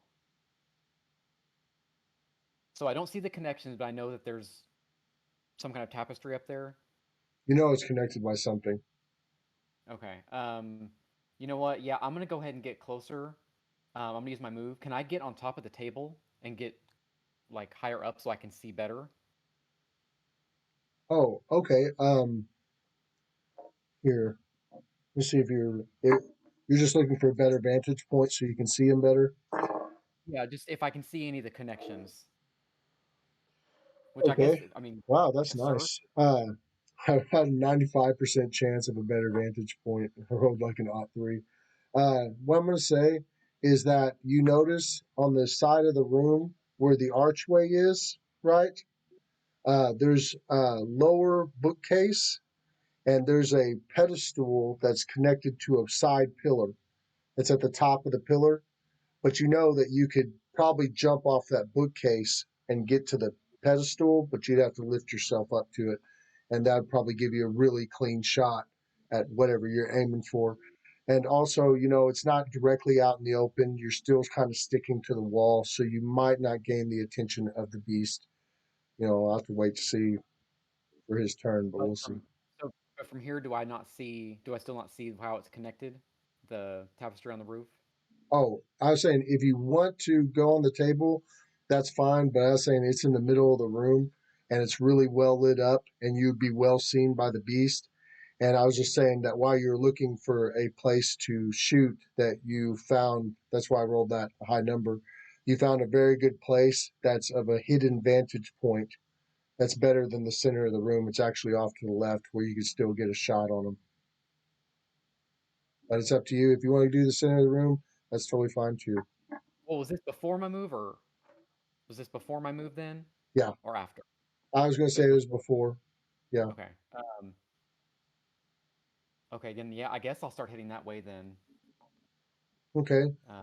Just go ahead and make a dexterity check to get on top. I'll say a DC of 13 to climb up to the part. That's a natural 1. Wow, I totally fallen. Oh my gosh. Okay. Othello. Well, you know what? Being that since you want to go to the center table, I can let you choose to do that if you want. Since that was your original action, if you want to forego that one, that's totally fine. Or if you want to eat it, yeah, that was what I said I'd do. So yeah, I'll try and get up to the pedestal and we'll see what happens. See, the fact he is an Lance ambitious being so man, nice, but he is not a very lucky man. the fact Lance is being so nice is really His concerning. ambition is just to climb a box. man, I'm just thankful we're gaming, Mike. We all start small, okay? Josh, I'm going to say whenever you went to grab the second part with the cement, right? I'm going to say the one part you grabbed just happens, like that one slab just so happened to be a piece of shit. And you grab the corner and, not the cement, but the marble, you grab the corner of it and the piece broke off. And you go ahead and you fall back. Yeah. But I'm not going to say it did any damage to you. I only rolled an +3 on the severity. So it didn't hurt you at all. You just totally lost your footing and you'll lose the actions for the rest of the round. All right.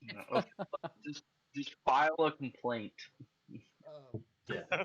Where's Johnny's OSHA? craftsmanship? This place is not put together well. Okay. It wasn't kept well. The new management has not done a good job. Okay. Josh. Okay. The one on the ground, I was rolling between you and Pexor. And because you laid on the ground, Pexor did just damage it. But I'm going to say that you landed on your back and the piece of marble busted and hit the floor. And you were right behind it. And it turns around and it goes to jump on you, right, while you're on the ground. But what I'm going to say is it rolled a 1, right? And I got a 92. I got a 92 on its attack, or on the how severe the thing is. So I'm going to go ahead, being at half hit points, I'm going to say it's dead. But you can go ahead and plan out however you'd want to kill it. If it was coming for you and you freaking pulled your arrow out and stuck it through it, that's totally fine. But it did roll 1, and I don't know how else it would die. Yeah, let's say I ran by, got its attention. As I'm scrambling up, I fall, and the marble falls on the thing and kills it. Oh, there you go. It went to attack you. As you jump on the thing, you fell back, and the marble actually fell on it, and it splattered all over you. But you're like, well, it's done. I would have said you should judo chopped it. Judo chopped you.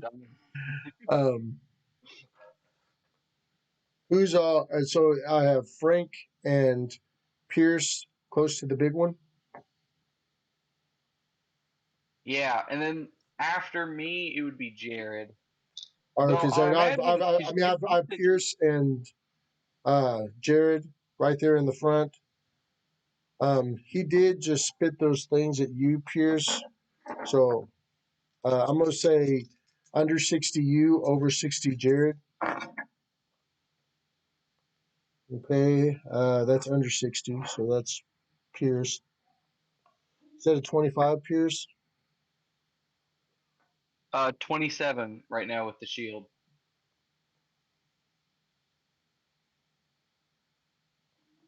Okay.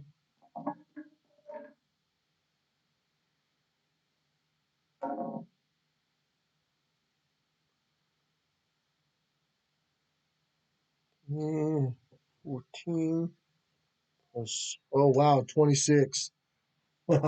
That's awesome. Okay, what I'm going to say, Frank, it does have other attacks, but what I'm going to say is the first one, it did this kind of spin move, right, where it did a full 360, but one of the tentacles came out way further than the other ones, right? And it went to slap you, but I'm going to say that your character was ready, right? And it just hit your shield, right? But it scooted you back like 10 feet, right? Literally scooted you across the ground. It hit the shield so hard, slightly dented the shield. My shield is spiked. So, is there a chance that it could have done damage to itself? Because that shield bash, that's where that D6 came from, is from the spikes. Okay, D6 of damage from the shield.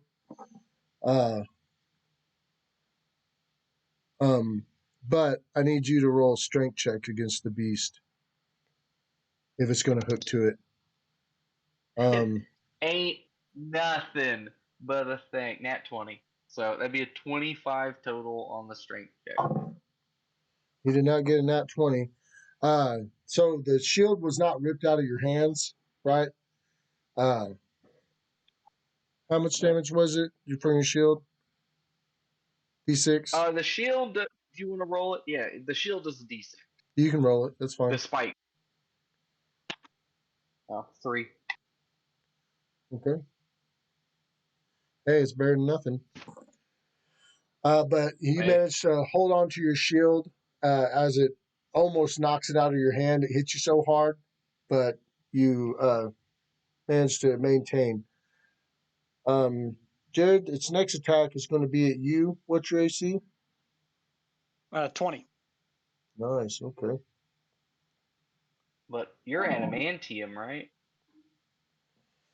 Man, I'm sorry, Jared. That was a. No, I'm mithril.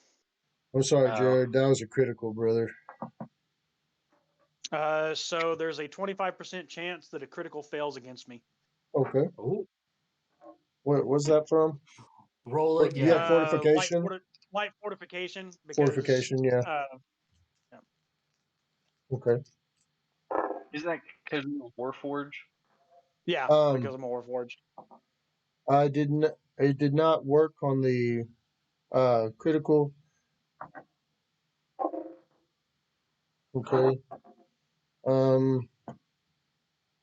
Yeah, we have to pull out I'm gonna give him. I'm just gonna give him double damage. No unusual effect, Jared. Okay. There goes your leg.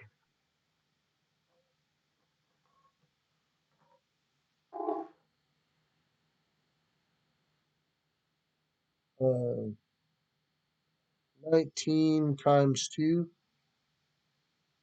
be 38. He spat one of the I say he spat one of the monsters on you, Jared. Okay. And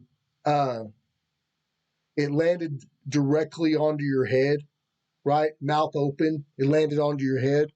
And it's locked onto you, right? And it'll still do damage to you still, but you feel it trying to like chomp your head off around your neck, and you can tell that it's like pushing off its teeth with its tentacles, trying to rip your head off as it's got its teeth and it's gnawing around your neck, doing damage to it. But yeah, you'll have to get it off you next round, or it'll be continuing to do damage. And which is right now. Your go. All right.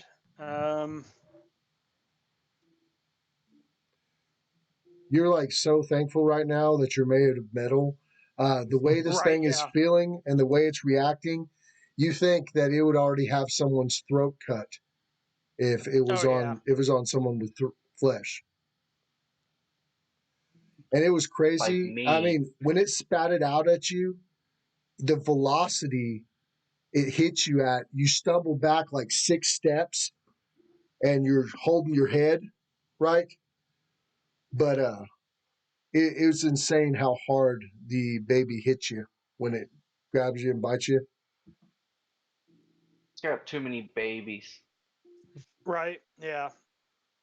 It can So I'm make going it can make up to 2 a round. going to use a counter grapple and everything to try and pry this thing off me. Okay, go ahead and roll grapple against it. 19, so 25. Okay. Oh wow, that was close. 24. Nice. So everybody, you see the horror scene of Jared prying this thing off of his head, right?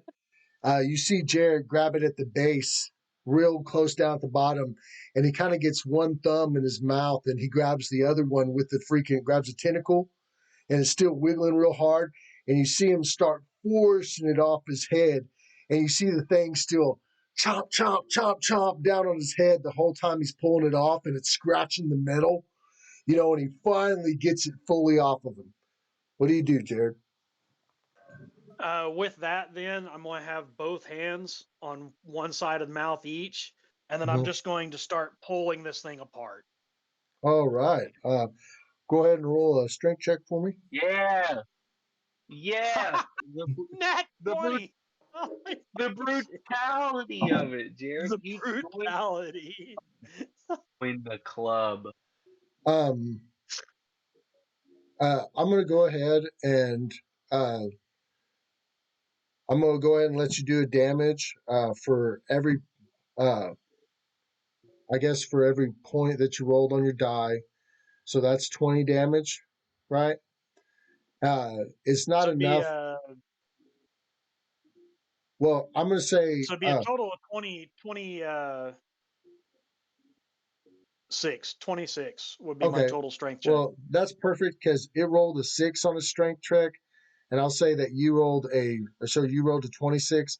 So I'll say it did 20 damage to it, right? Because you're trying to rip it apart and it's trying to not let you rip its mouth apart. Right. But it only rolled a 6. I will say that it's not dead, but you do have one side of its mouth ripped open. It's almost fully dead. You did do a horrendous amount of damage to it, ripping it apart, right? It's so gross though. I love it because as he's ripping it open, all the purple blood is like flying all over him, and he's just sitting there screaming in robot like and tearing it apart. Screaming in a robot. Pierce, your go. Okay. I'm going to get in melee range with it in the hopes that it'll focus its tentacles on me and not keep spitting out fucking babies. Okay, so you want to get in tentacle range and maybe it'll stop making extras. I'm gonna get tentacle range, but I'm still gonna keep my counter attack. Okay. And so you're withholding attack. Michael, you're next. All right. Yeah, man. Okay. So this thing.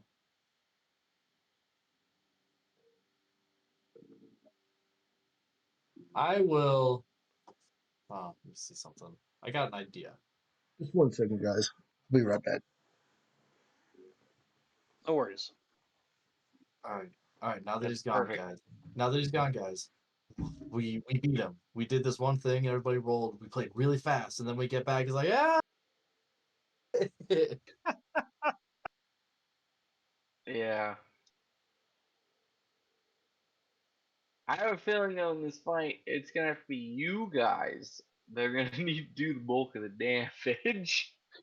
Well, I'm hoping with all these Probably- ones I'm rolling, it's going to balance out, because the universe karma, right? So you guys will get the 20s, and I'll get the ones while I'm flailing around trying to do something. So maybe it'll balance out. We need Jared to get the 20s because his orbs will kill it. Yeah, I need you to do that, and then I'll just try to keep it from hitting you. Maybe. All right. All right. I want to get in close to it so I can do constitution damage to the damn thing. So the whole time while I was gone, y'all Nice. just said bad stuff you're not supposed to say, right? Oh yeah. No, Lance is you gotta- gone. Lance, Time to Wait, drop the Lance, bomb. you need- guys, remember. Oh, and what? And as I pull my scythe out of the corpse of the monster, we've won. That one spell was super powerful.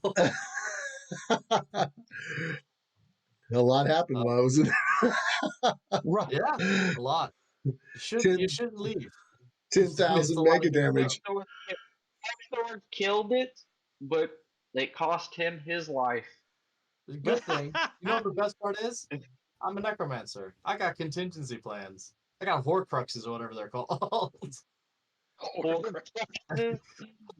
I don't think Voldemort was a lich. I mean, really think about that statement. I'll let you ruminate on that while I take this monster to church, as they say. You know what I'm saying? You know what I'm saying? All right. I'll Hey, cast. that's how you romance them. You take them to church. Okay. Okay. Get that tentacle, buddy. Go get it. I cast Dark Symmetry on it. Okay. It has a will. It has to cast or do a will saving throw. I don't Okay. really know what that is. You're For this casting on the big one, right? What is Dark Symmetry? What does that do again? Dark Symmetry is where, remember, it's everybody's favorite spell where I cast it and then suddenly that dude killed himself and stabbed himself in the heart. Surprise, suddenly. Nobody could have So seen it coming. you gain control over the creature for so many rounds? This is, yeah, let me see how much. Oh gosh, his dial-up has to All boot right. up for him. What, you want me Frank. Bro, Yeah, why keep am I the here gloves for up, that? Frank. Yeah, bro, your Did light you went out clean- mid game. Shut up. Ah, We all have fucking electricity. Okay. Yeah, but it's not slowing me down, okay? Did you clean out the vacuum tubes in your fat back? I did have to trade out my cathode ray tubes for my TV though. Yeah. One burnt up. y'all want to Uh, save these insults for the monster? I mean, it is killing y'all. I get Yeah. three turns. I The get only insult I do is just because it's got tentacles. 3 rounds. For 3 rounds? Okay. Yes. And what's the DC of the spell? Shoot. Dang it! I keep locking my phone. Okay, so 3, 15. 15? Shut up. I saw that laugh. Look, I can't do much. He rolled. He didn't roll super high, but he did beat 15. Oh, super high. He rolled a 5. I mean, this is a pretty large creature, man. You're not just gonna take I it know, over. I'm It out would. of It'd have ideas, to okay? drastically. It'd have to drastically. Hey, it was a good shot. It could have rolled a 1. You know. Yeah, see? God dang, everybody, leave me alone. Yeah. I mean, could you think of controlling that thing for 3 rounds? Yeah, that's what I was thinking. But no, Lance had to say, "Nah, it didn't work." No, sorry, guys. Wait. So the DC on it? Well, okay. So the DC on it was 15. You don't get a bonus from your level or nothing. That was an extra. Total. Yeah, because it starts at 10, and then Yeah. you get the spell and like half his level. Yeah. Oh, okay. I'm not that big. I'm not that strong of a fella. Yeah, and we're only level 6, so Yeah. Right. I will say Did that you forget about that before you made this character, before you made this monster land? I will say, as you cast the spell, Pexor, the magic surrounds the monster, and it actually looked like it was about to work for a second till he shook it off. But you know that it was really close. Like it happened, and you didn't think you were going to be able to do it to something that big, but you were going to try. But it was really close, and it makes you think like, oh damn, maybe I could accomplish that on this many of a hit die creature later on if I tried. But it's not an impossible task. It's just very difficult with a creature his size. I mean, So it in the would midst have of been. defeat, you found motivation. If I would have done that, I would have been a fucking god. Like, I would have been like, yeah, come on, let me just fucking ride this thing into battle. I would have let you too. I was like, oh crap, he's going after that magical barrier right now. Yeah, no, I would have turned around and been like, who's a god now? See, I'm setting up. I'm still holding on to my one right at the very end. I got a good one. Oh yeah. Yeah. Hey, I don't need that. I don't need that negativity from you. Okay, we're a team. Until we're dead. Silent. Yeah. Wow, that silence was deafening. Okay, Spoke volumes. so was that it for the round, Michael? Yeah, pretty much.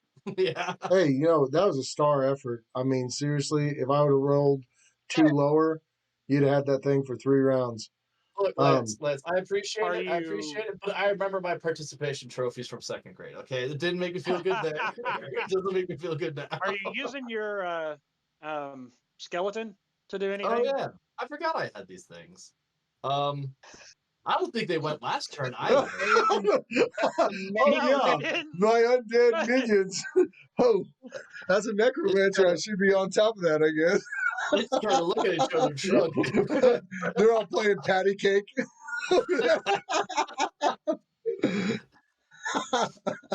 So, all right, okay, whatever. So my owlbear, the one died. Okay, the one little one died. Trying to remember what happened. Okay, yeah. Shoot, what the hell? So right now, I think the only other one besides the main thing is the one in my hands. Oh yeah. Okay, so then my owlbear skeleton will meander on up and attack with whatever he's got. I think. See, now you all got me like self-conscious over here. It's like, oh, Dark No, Sanctuary you're didn't work. doing good. Fucking loser. I know. Well, Yeah, just God forbid you didn't instantly take control of the 3-story beast you're fighting. No, that's Not like you're a mind flare or something.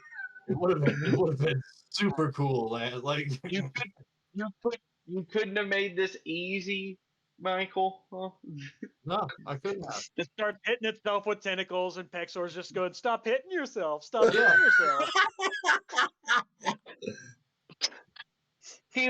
He would get control of it and then waste 2 rounds just being dumb. Okay, Dumb stuff. he'll just do a claw attack against it. All right. Give me a sec. Oops. What AC does he hit? Oh, dang it. Sorry. Give me a sec. 17, 23. That's a hit. All right. 5.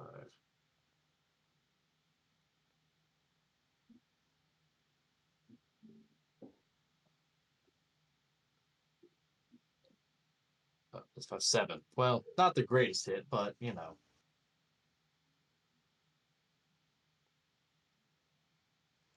7 damage. Yeah. This is why I cast spells, not fight fights. I'm a better talker. I'm a lover, not a fighter. Let's be honest, guys.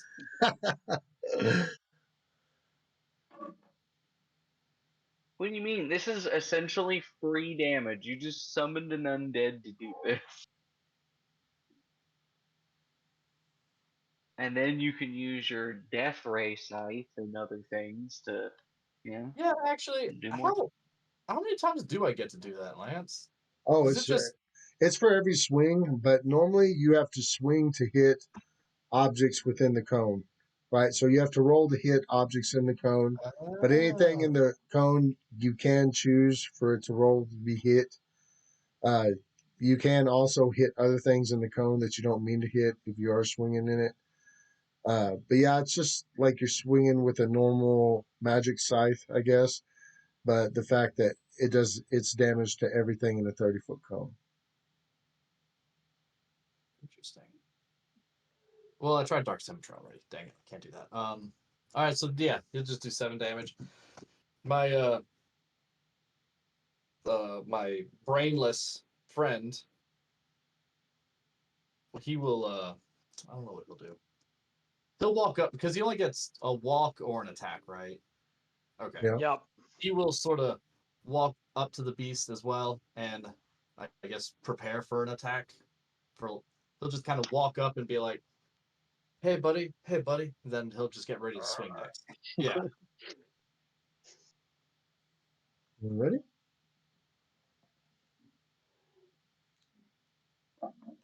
Right, you're up, Josh. Okay, so first thing I'm gonna do is I'm gonna stand up after falling. I'll be like, my back, I'm getting too old for this. Oh, that ain't no kidding. Oh, I forgot to change your picture for the thing, Josh. Josh should give me a picture to change it. I told him he might not be old long enough, but then I ended up having to take my in-laws some ribs, and we all got caught up in making dinner. Sorry, Josh, but I mean, at least you still got some gray in your beard on that picture. Yeah. Yeah. But to all the viewers, Josh is about 15 years older than that, and he loves applesauce and watching reruns of Matlock. All of a sudden, waiting for the new episode of Blue Bloods to come out. Oh, Grandpa. But yeah, I'm gonna use my move to stand up, and then Mal still has that one in his arms, right? That's still alive, or in his hands. Yes. Yeah. I'm kind of scared, but I think I'm gonna try and fire one arrow towards it. How far away am I from Mal and the creature? Not far at all. He's right there. Okay. So I get a +1. This is going to be total of 12. All right. You happen to miss him. I do have precise shot, so I don't get a negative for firing into melee, so hopefully I would not hit Mal with that. Oh no, I'm gonna say you definitely hit Mal, or didn't hit Mal. But I will say you accidentally. I'll say you accidentally shot it into the dragon that was walking towards the monster, but it didn't even stop him. Like it just goes in his shoulder. He just takes like 2 or 3 points of damage. Fucking T-9000 walking towards us. That's all I got. You should have yelled bank shot, and because he's metal, he just banked it off his head. Mal, it is. Oh no, it's the bad guys go. My bad. It's me and the bad guy.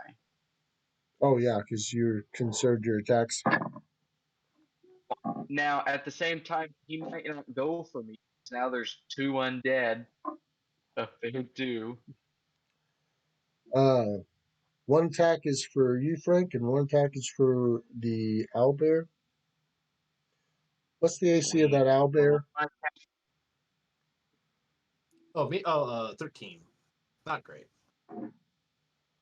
Ooh, natty 20 on that one. Ah, well. Skeletons are immune to critical hits anyways, so. Oh, cool. I didn't know that. Same as yeah. zombies. They're undead. 32 HP. So that wouldn't even do double damage to him or nothing? Mm-mm. Wow, that's good.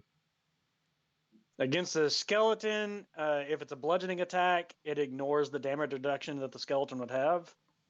And then on the zombie, if it's a slashing attack, it ignores the damage reduction it has. But otherwise, that's all the interaction that really goes with them. Critical hits mean nothing to them. But it is a bludgeoning against the skeleton. So that it ignores the damage reduction 5. Yeah. Because otherwise, it reduces any damage incoming by 5 points. All right. It just did 10 damage to him with a tentacle slap. Okay. And Frank is coming at you. It's a simple sidestep thing. Cut it in half. Okay. He's gonna swing at you. What's your AC, Frank? 27. Well, he rolled an 18. I'm pretty sure that was a hit. So he hit your AC. He made But he lost his. that goddamn. He made his by 6. So go ahead and roll to hit the tentacle. Damn. Okay. Okay. Cool. Because I rolled, I rolled the same time you rolled. I got a nat 20, but then I re-rolled it. I got a nat 20. So, Okay. fellow, I just need you to keep rolling ones. I'm telling you, it's the karmic 97. Oh, let me see if I can confirm another Frank, 20. no, I'm gonna go ahead and give you. You did roll 20 against it. Yeah, nat 20, and then because it is critical threat for the longsword and everything, I rolled again to confirm it, and I got another 20. Oh, okay, that's sick. All right. Okay. Regular 3.5. Gonna keep rolling until you don't crit. Okay, and just the. So does it go to a ×2 and then a ×4, or how does the critical? ×3. It just steps up by 1 point, so it's ×3. Okay. Go ahead and give me ×3 damage, Frank. This whole time we could have been doing like, no, it's exponential. ×4, then ×8, then ×16.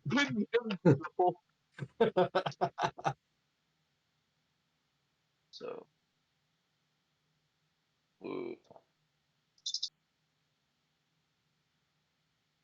Man, that 1 really ruins the 6.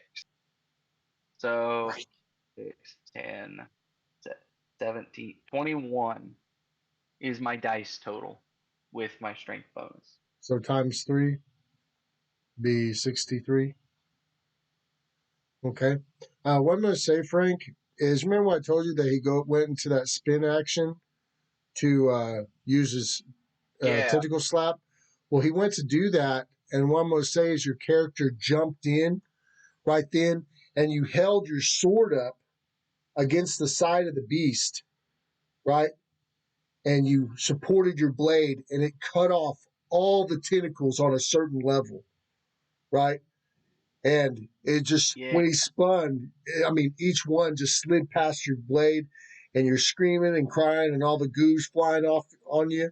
But I'm crying. But y'all see Frank puts his sword right against the side of the beast whenever he goes to do the spin, and the beast cuts his own tentacles off. How much damage was that? 60. I think 63.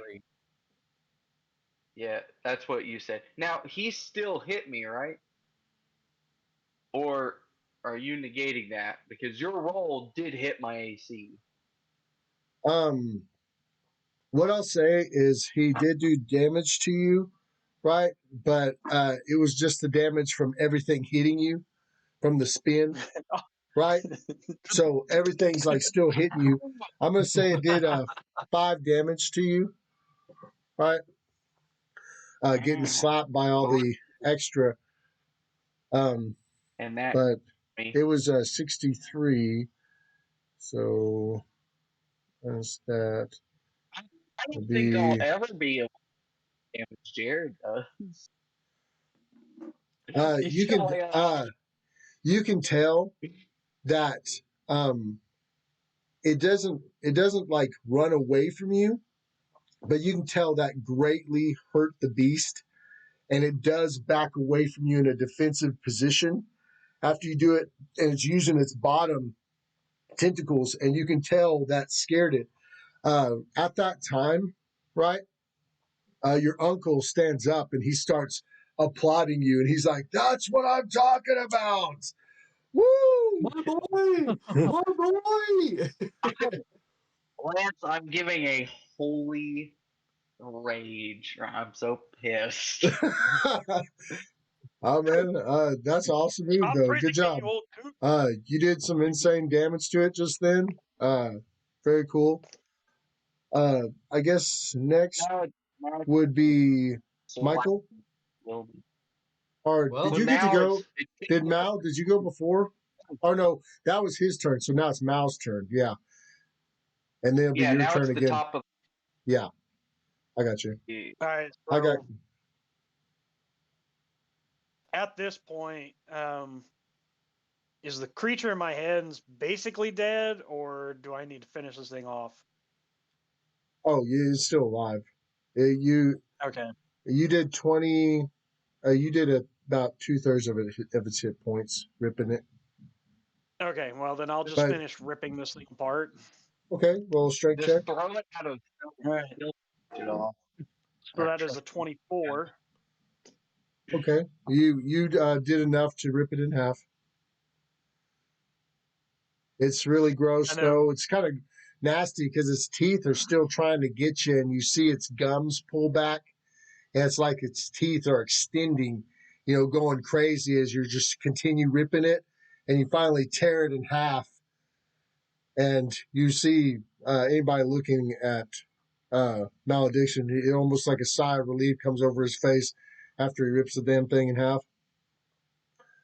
and with that, I'm guessing that finished taking my standard action, so then I'll just have my move action where I start moving towards the creature. Okay.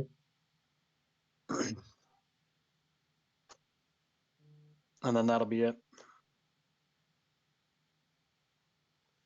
All so right. the creature And is like. next would be Pierce. I will pull out my saber and everything, so I've got my saber in my hand as I'm advancing on it. All right. Good.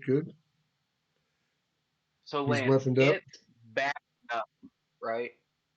It's backed up a little bit. Yeah, it's in a defensive. Yeah. So I'm going to aggress on it, just basically keep it up and everything, but I'm still gonna save for counterattacks.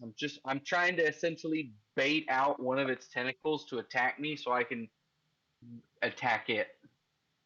Okay. And see if I can just keep it on that back pedal so that way it's only focused on me and it's not looking at me.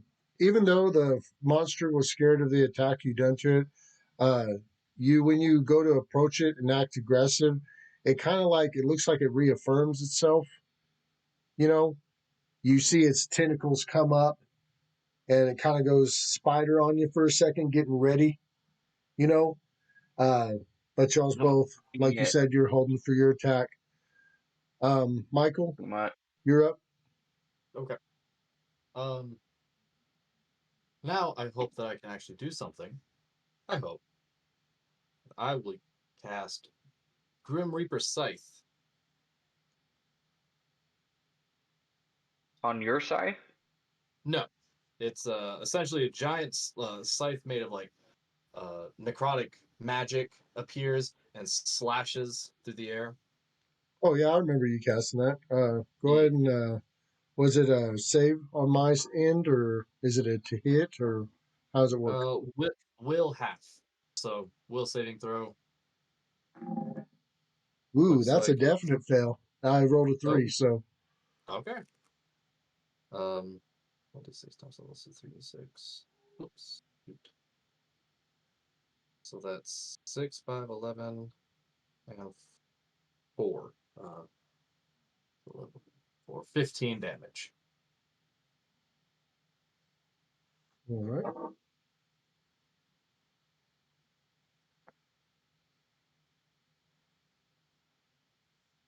Yeah. Okay. Good job. Sure enough, y'all see Pexor do this crazy thing where he moves his hands, and it's like this giant scythe appears in front of the monster, and Pexor looks like he swings it, and the scythe cuts the monster, and it screams.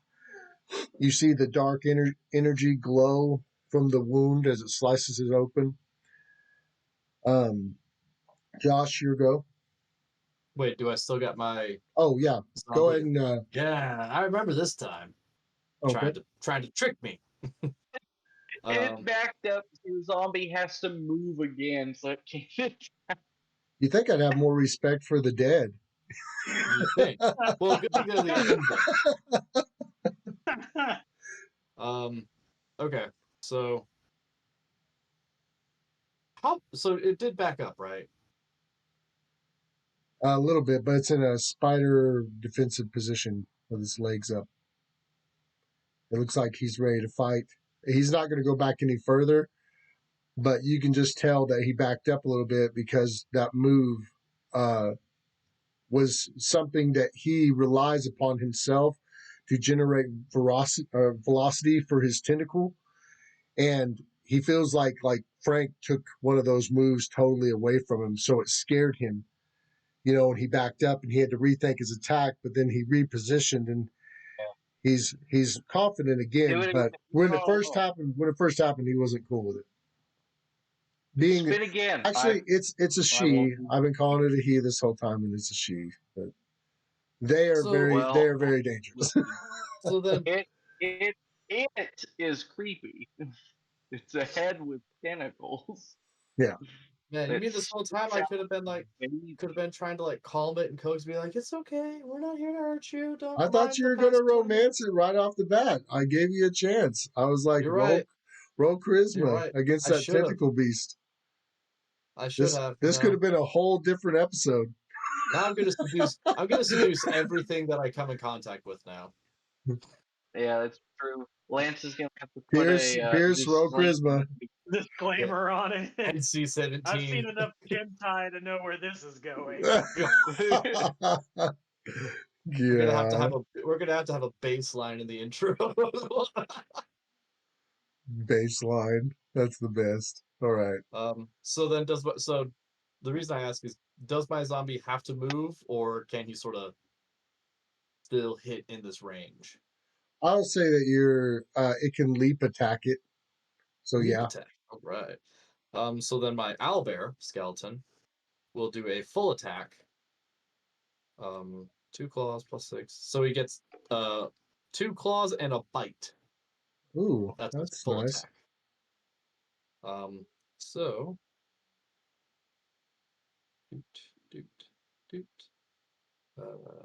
16 on 1 claw, 16 to hit. Okay.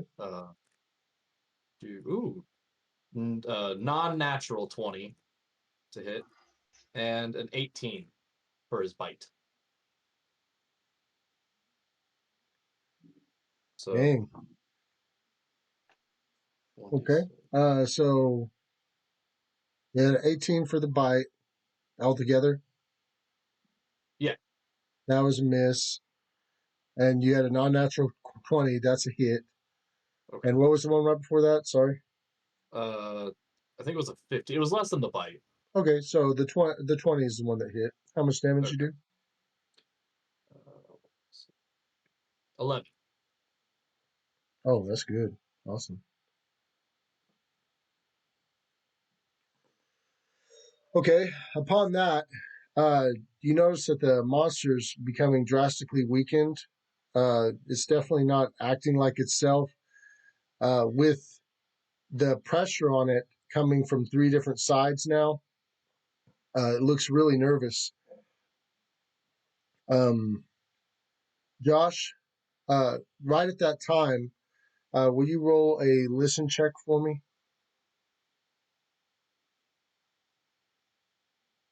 That would be a total of 20, not natural. Okay, that's good enough for me. You're standing towards the back. Everybody else is at the forward, and they're trying to finish off this beast. And you see the uncle get up, right? Everybody else is busy fighting it, but you see the uncle get up, and the magical barrier that was around him, you see it actually dissipate, right? And he's like, it's time to take our exit. And he goes ahead and he opens a portal door behind him, and he goes to walk through it, right? But the girl is still behind him, lagging on. It's up to you what you want to do. Is it my turn? Yes. Well, I guess first thing is I'll yell out, he's leaving, and I'm just going to rush the sister. Okay. You gonna roll to tackle her? He is twice your size, mind you. Well, I mean, I can at least try to get closer. Well, she's a younger half giant. She's not fully grown. So she's your size. She's still medium sized. But I will say, Josh, 4. they totally don't know you, so you get flanking and you get element, or they don't know that you're going to do what you're going to do, and he doesn't see you as a threat. So I'll give you element of surprise and flanking. You said you yelled out that he was leaving. Yeah, that'll be the first thing that I'll say, and I'll immediately dart towards the sister. Can I roll to hear that, Lance? I know there's a chance I might not bring them at the forefront. Yes, I will say that you can roll to hear it, but you're clean almost on the other side of the thing. He's got like a few steps to walk through this gate. But you do hear, or go ahead and roll to listen for me.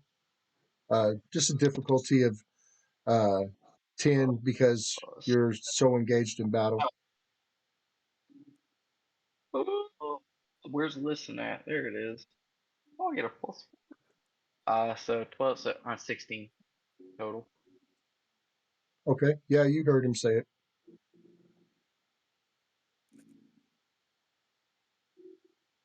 Okay. I'm just trying to figure out. How far is he away? Yeah, How far is he away from me? Oh, he's only about 15 feet from you, Josh. Maybe 10. Oh, okay, perfect. Okay, and how far is he away from Pierce? Oh, he's like probably 80, 90 feet from Pierce. Okay. Okay, in that case, yeah, if they're only 15, yeah, I'm just gonna try and tackle the sister to the ground. All right, Use my I'm move going to say to- that they don't hear you coming up, Josh, because of the type of shoes you wear. You're not wearing any type of armor. They're not even looking. And the second he steps through the door, you go to tackle her. Yeah. Lance, since I held my actions, can I go now and just double move? Because I can move 60 feet if I don't do anything else. Can I choose to If you double do, move? Or you're almost 100% sure that this monster is going to get an attack of opportunity on you.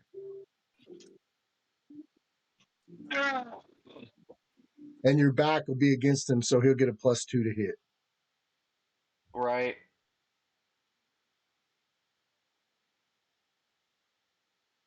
I mean, you heard that, and your heart dropped, right? But you don't know how much life this beast has left in it, right? Right. And you could die, someone else could die from this decision. I mean, it's a split-second decision. You know, you can do whatever you want, but it's totally up to you. Can my zombie throw my skeleton, my owlbear skeleton, to like he never If went? they didn't already use their actions, yeah, I would No, say he heck never yeah. went. The half dragon never went. The only the Okay. You're owlbear gonna have your skeleton did. just combine together, just make Well, mega. do you want it's gonna to swing on the monster real quick? Well, I mean, can I do both? Or It would take a while for a zombie to get over there, and also, well, that's you what I'm know, saying. an Like, owlbear skeleton is still pretty awkward and heavy to throw, especially if it's animated. So, I mean, see, but Your I'm zombie's hoping. gonna be strong, but it's not like supernaturally strong. I'm So not saying supernatural. First off, we're playing a game where magic's in it. I'm supernatural. Come on. Yeah. so You're as long making as Othello can keep her from going through the portal, I can make it next to impossible for her to traverse the area between. So that's all we need is just him stopping her from moving for a turn. yeah. Yeah. Yeah, and this is gonna be. Oh my god, this is such a Hail Mary because she's bigger than me, right? So I get a penalty because I'm Oh just no, I'm medium. going to say she's about your exact same size. She's Frank's Okay. younger sister, so she's about the size Okay. of a full-grown man. But you know, if she grew up a few more years, she'd eventually get taller than you. You know, she'd go up to 8 feet. But I'll say she's probably about 6'2", 6'3". she's a teenager, so it's Yeah. it's Oh, what a preteen. Okay. So she's going through a rebellious phase. You're not my dad. It's my uncle. okay. So if I bull rush to try and move her back, if I do it in a charge, I get a +2, Okay. which I'm probably desperately gonna need. So And you'll get I'm gonna another +2 because of her flank. And I don't know what the plus is for surprising on 3.5 if there is one. surprise. I don't think it gives you anything. Like I don't they're think so. I mean, caught. well, it Just says like if they're. Yeah, it says She if, wouldn't have her dexterity bonus basically against his attack for AC. That's So all surprise does. essentially, well, yeah. okay. See, it So I'm giving essentially her a flat 10, right? So the flanking would be a +2, so I give her 8. Then the rush, he said he gets a +2 to hit with it, so that would give her a 6, right? So she has a 6 AC that he would have to roll higher on with his attack bonus. hold on. essentially. I'm Or getting he could every bonus I or can. he Give could me a roll a second. 20 and snap her neck accidentally. No, I'm just trying to tackle it. I'm just trying to tackle it. Guys, No, that I escalated don't quickly. want to. Yeah, I Okay. don't want to have to. You. Yeah. Okay. So I have +1 strength. So let me see. Oh wait, do I have actually? I gotta double check this because I aged. I forgot.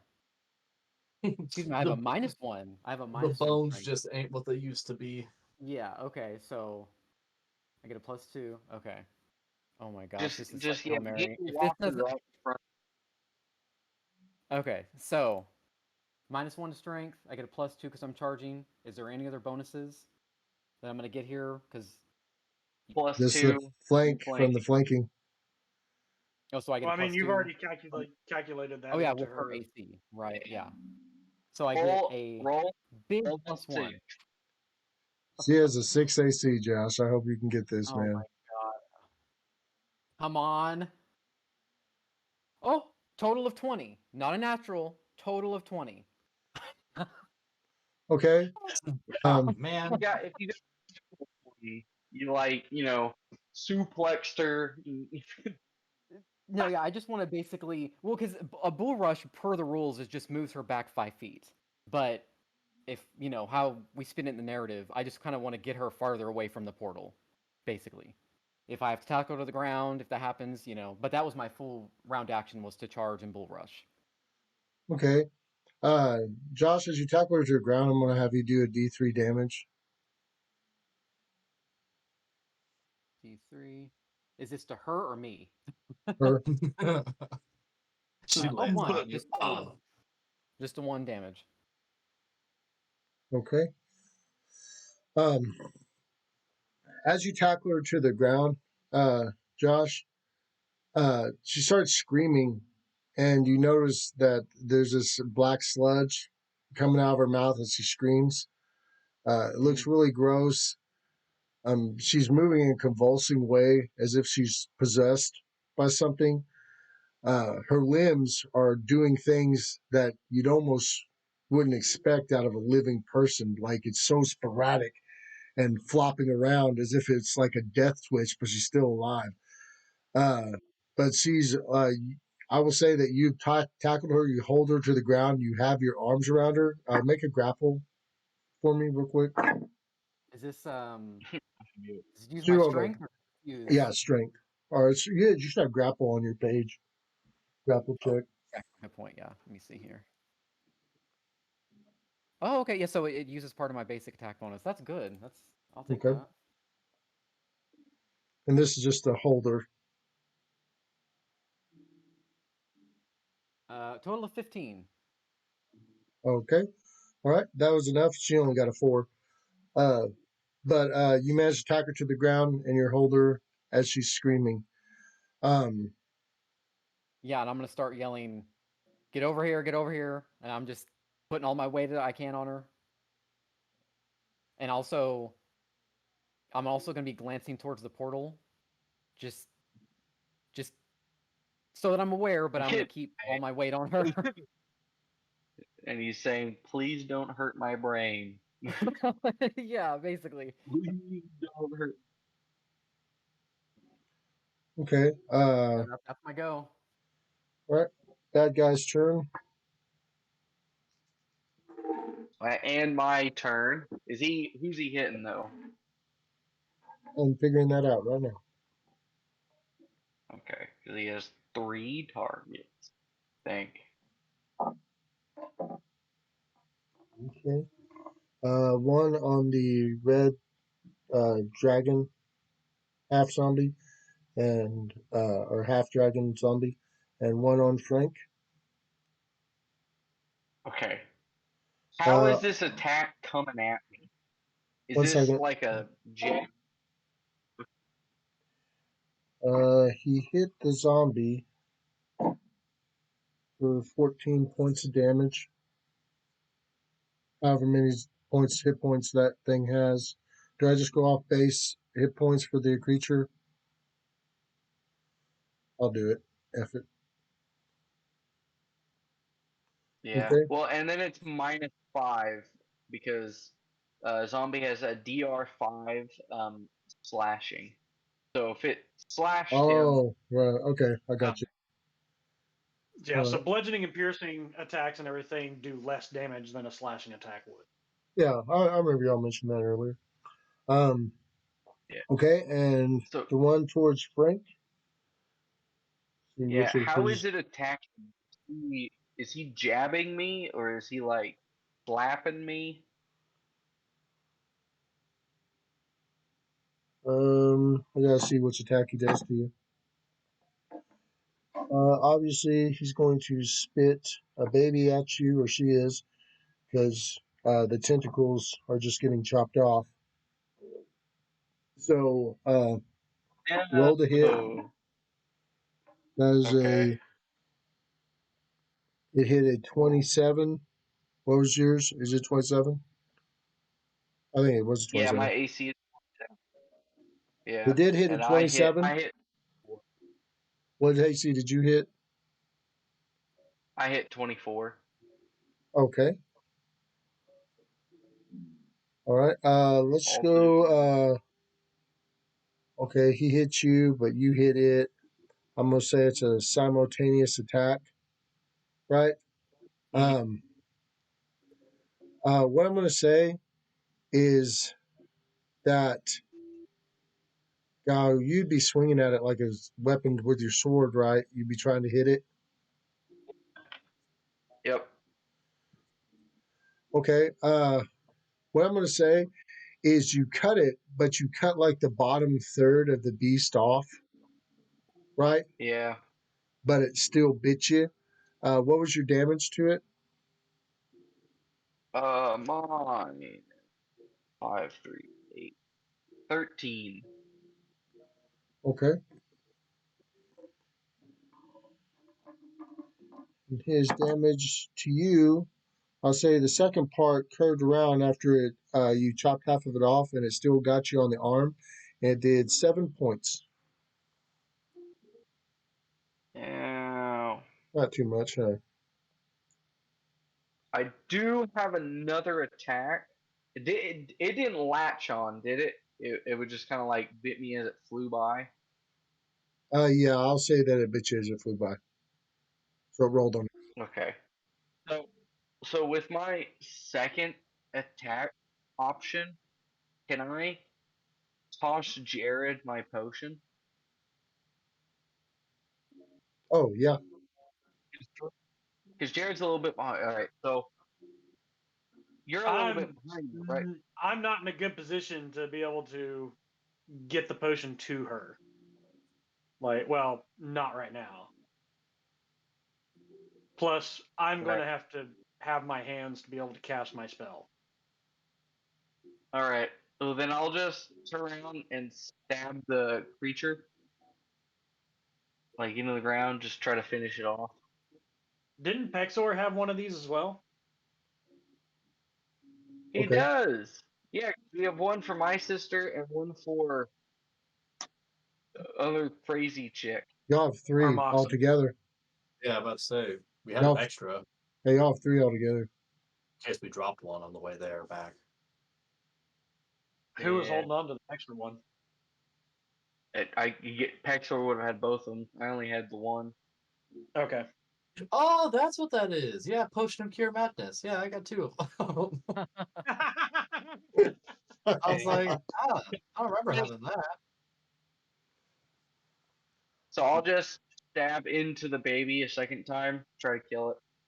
Okay. Go ahead and roll the hit. 13 plus 11 again. Oh no, so this one hit 20. Okay. Which AC damage? 20. Ooh. Oh wait. 15. 4, 10, 6, 5, That's 15. Yep. exactly what it had left. So you cleave it in 2 as it lays upon the earth. And now it's Jared's turn again. Okay. Oh, no. I think So it's. Oh, yeah. Those are the monsters. Yeah. So it is Jared's. being that we don't want anyone going through that portal, I'm going to center Sleet Storm right on top of that portal, and it covers a 40-foot radius from that portal. What that's going to do is it's going to make it to where anyone trying to traverse that area, first off, is going to be at half speed. Second off, they have to make a balance check to be able to actually cross that area. Okay. You notice as you're casting that, his portal's starting to close as well. That's fine. This will only last for 6 rounds, so. Oh, well, that's funny. Yeah.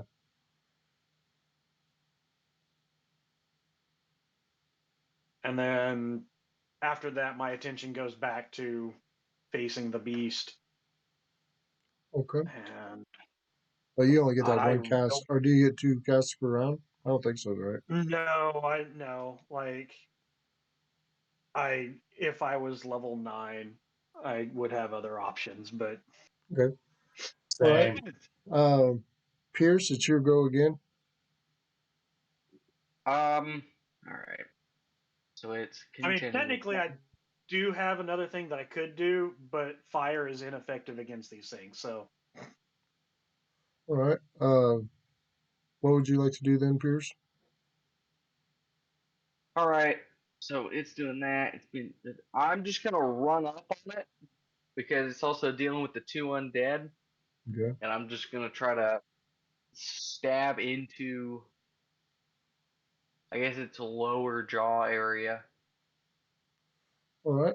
You go ahead and go do your thing. You have 1 or 2 attacks.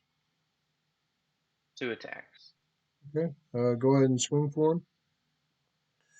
It being focused on the other beast, right? I'll allow you to take flanking position on it if you like. Yeah, sure. I'll do that. Yep. I'll go around. So, so that'd be a 22 total on the hit for the first hit, Okay, that's a strike. which Go ahead. which does 13, and the second hit is a 19, which is critical threat. It's not a nat 20, but it is a critical threat for a long sword. Okay. 19 total on that confirm. Oh, plus 2, 21. So I confirmed my critical threat. I don't know if that's going to do double damage for you or what. Because Oh the no, longsword, the threat it'll is do 1920. double. It'll do double. So your first strike did what? 13. The second strike does 13 again. So the second strike will do 26 doubled. And I'm just trying to plunge my So sword to the 39. hilt. And Okay. What 39. I'll say is Frank comes up and he slices this area open where he cut one of the tentacles off, right? Yeah, he comes running up and he slices and he slices this area open on the side of its head. And then he takes his longsword and he shoves it in. But not only does the longsword go in, but he shoves his hands and everything into the wound. Like his body's all the way in up to his neck. And you hear the beast like start to gargle and all the freaking tentacles hit the ground. Hell yeah. It falls on me and I die. Frank, I will say that it went to fall in your direction, but you smoothly stepped out of the way as it slid across you and just rubbed a bunch of slimy blood on you. And then I offer the kill to Donda. Not that Nice, that'll do nice. anything, but 1 so second. it's You I never know, confirm. man. Whenever you do stuff like that, you That's never true. know. So Oh, let me roll. I'm not a paladin, but he did answer me, so it's like I do owe him homage. I have no idea what this sash does, but you know. Do you want me to roll a religion? Oh, I thought if that's your religion, that's totally fine. But you're praying to the god that gave you the sash, right? Yeah, Donda. He's the half giant or Yeah. the giant. He's the Okay. chief god we were. I'm going to say, as you're praying to the god, right? One of the tapestries of him that lies within the room, you see it glow for a second, and it's almost as if the tapestry looks at you, but then returns to shape, you know, and you feel as if they do have your eyes on, or their eyes on you for your actions here today, and world changing Yeah. stuff. No, Yeah. like So severe essentially, intervention, but you feel like that they were looking at, or he was looking at you the whole time. yeah, because it was essentially just like, hey, I give this kill to you, and that type of thing. But Nice. like, and then I go and beeline it straight for my sister. Okay, Michael, your go.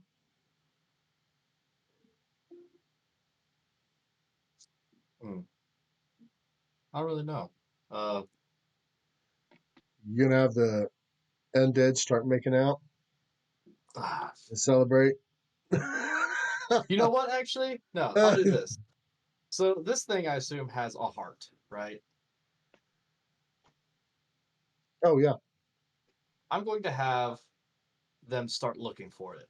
And the idea, I just had a demon's heart, and use it to up my scythe. I can No. if I can have this thing's heart, what could it do? You have no idea. Don't break You my have, hopes. no, you have no idea. It is a greater planar beast, so it could be used for numerous things. Who knows? See? So I have them start digging. All right. They'll start digging in the side of the monster. Josh, you're still holding the girl, going crazy. You feel like she's trying to break your grip, and she is kind of strong. You know. Go ahead and I did roll have a another real quick question. grapple Really, for me. really quick question. Yeah. So Oh, if no. they're doing that, can I move towards her? Because I have 2 of these potions, and I assume that I could get there faster. Yeah, you're the closest one to Josh, I believe, right now. So then, while they're doing that, I'll move over, and I'm like, hold your mouth open, and I'll try to jam a potion. It's a syringe. There are three. Syringe. There are 3 syringes. Oh, Even better. I've been thinking it's like a fucking standard let me potion. change that then. This makes it administering it easier. Yeah. Yeah. Then yeah, I will. I thought we were going to have to pour them down their mouth and everything to get this to go. I just could see Yeah. Bexor coming up to her with crossed eyes, be like, "You better stop moving." I'd hate to miss. I got shaky hands. He stabs Josh in the neck. Look what you made me do. Well, I got a 12 on my grapple check. Try and hold on. Oh no. I'm about to say, Okay, well, if I so go before, so before you the start grapple check is approaching. needed. So you start approaching Josh with the syringe out. Is what you're saying? Yeah. Okay, Josh, you see him walking up to you, and he's got the syringe. Well, I'm just trying to hold her down the best I can. I'll try and kind of get out of his way a little bit, but still hold on to her, like hold on to her arms, maybe just and shoulders to kind of keep her down. I rolled a 12. She's on top of you, and you're behind her, and your arms are around her, and you got one of your legs around one of her legs, but she keeps screaming and shaking her head, and the black sludge is like coming out of her mouth, and it's leaking down all over your face, and you're trying not to get it in your mouth. Yucky. Oh, okay. I didn't know it was like that. Yeah, Lance really skipped a couple details early. Was that my action to do that, or is that like a full round action? Oh, just holding her? It was an action. I mean, if you could move, you could, but... because I can... If you succeed on the grapple check, you're able to move half speed, pulling her like further away from the portal. Well, I mean, did I roll a 12? Am I still able to hold on to her? Yes. Okay. Yeah, so I'll do that then. I'll just slowly start scooting closer to the rest of the people. I'll be like, "Come on, hurry up! I'm losing it." Okay, Michael, you get to him. Yeah. You got the syringe out.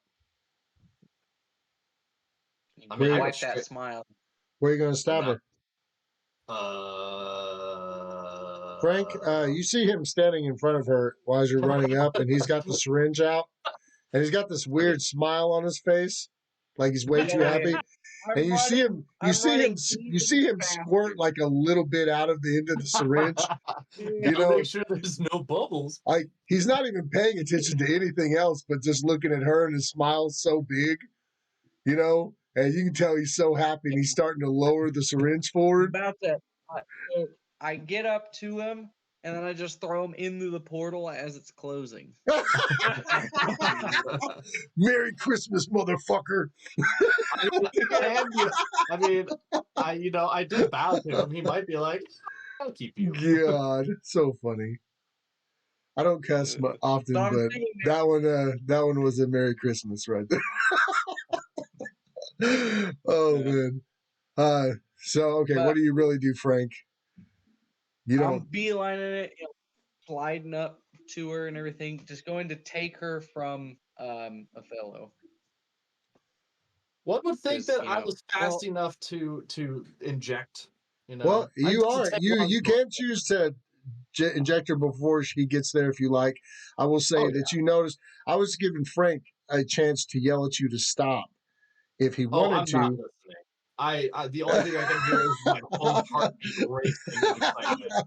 So where do you want to stick her? It's like, I don't know where to administer this syringe. My character's not a doctor. I was gonna like stab her in the heart. Hey, the only doctor y'all got here is Dr. Death, and he's ready to go.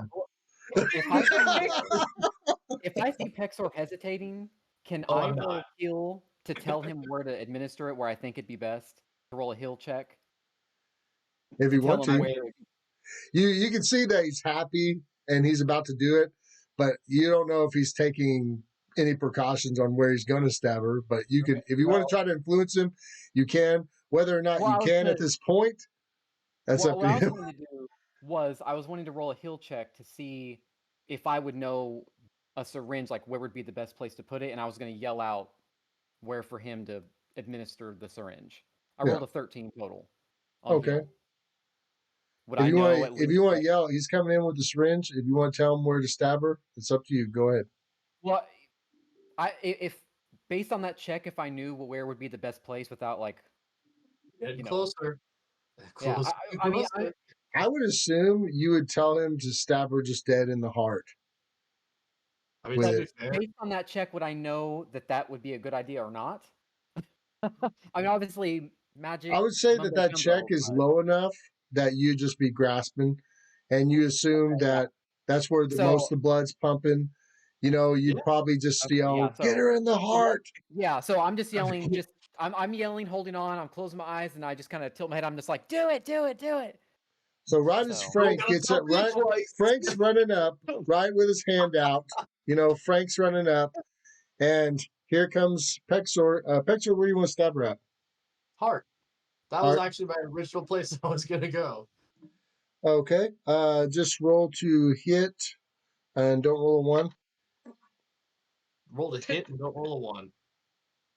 I mean, I got a 3. So... But it's not a 1? Wow. I'm gonna smack that. Okay. First of all, you didn't get her. You did not get her in the heart. Oh, stop squirming! You're like one of those interns that can't find the vein, so you're just like, "Oh, is it here?" What I'm gonna say is you didn't get her in the heart. You lost footing as you were going to stab her. She went to kick you with her free leg, but she didn't have enough momentum to do any damage or anything. But it knocked you off balance, and instead of stabbing her in her heart, you stabbed her in the side of her throat. Yeah. Right? And she's like,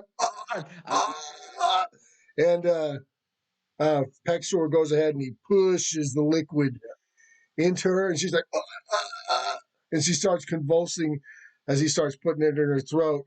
And Josh, you gonna let go? And then I whisper in her ears, "Swallow this." Michael. No, I go, take your medicine.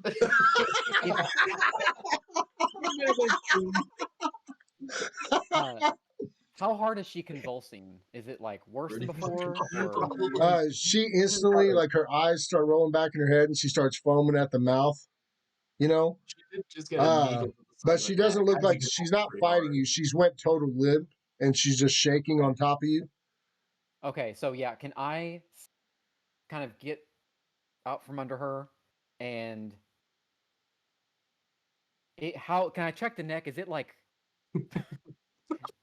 does it look like if we removed it? Does it look like if we removed it, blood might just like Quentin Tarantino movie, or only one way to find out? I mean, you got a necromancer. Worst case, Nick on the back. Frank, you're officially there. You're officially there, Frank. All right. So anyway, and Jared, you're there too. I'm sorry, Jared. You're running there as well the whole time. I'll say that you just got there. So I've got a cure moderate wounds potion and everything ready. So as soon as like the majority of the thing has gone through, that I'm going to be trying to put that down.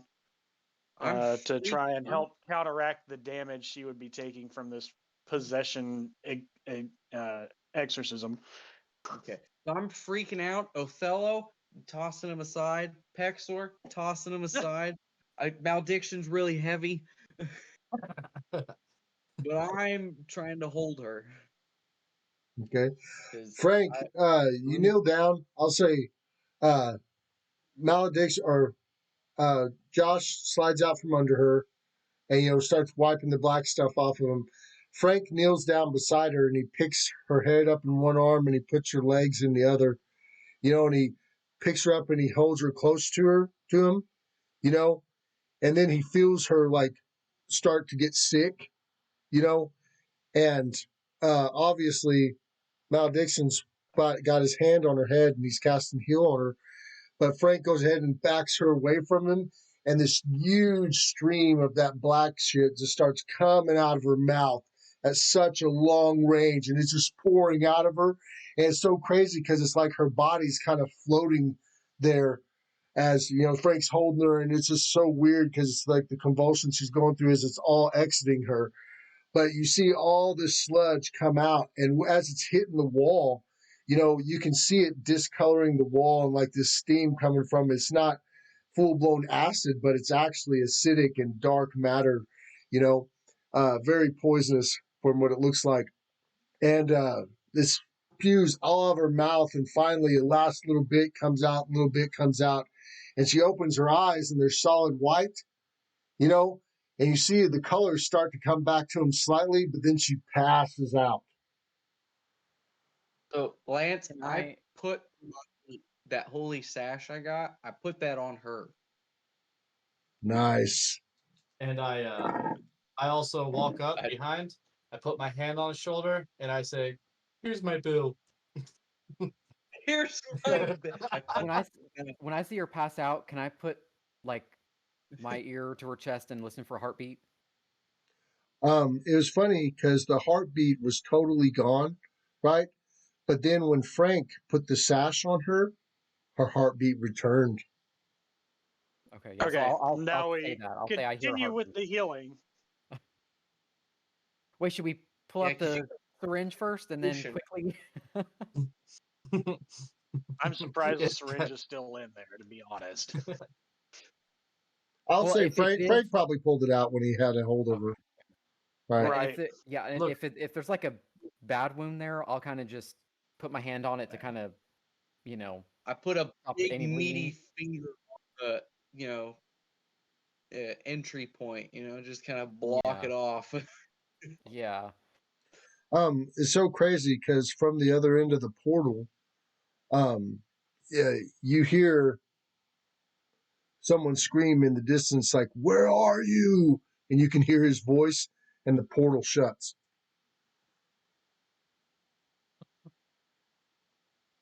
I'm still so mad. Well. All right. So doing a heal check, that would be a 20 for the heal check. And then so administering the healing would be a total of 18 points of healing. Nice. Okay. You brought her back to full health. Lance, is there a throne in here? I just gotta ask. This isn't the throne room, but it is connected to the throne room. Oh, well, you wouldn't know that. But if you want to go looking around. Well, because I'm carrying her. Well, that would be after Jared administers his potions.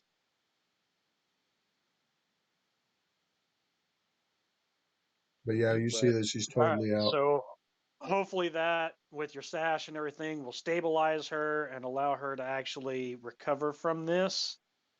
And then at that, I'm just going to go take a look and see if any more of those little creatures are still roaming around. Yeah. So Lance, I'm carrying her body, going through the other rooms, just making sure she's okay. Essentially doing what Jared is doing too. If I find the throne room, that's great. It's whatever, but yeah, I'm just any children y'all see of the thing that happen to be still alive in other rooms, right? You see them like wallowing around, acting sporadic, and kind of withering up. Like it's like they're drying up as they're flopping around, and it's like they're all dying. What about the tentacles in my bag? Are they drying up?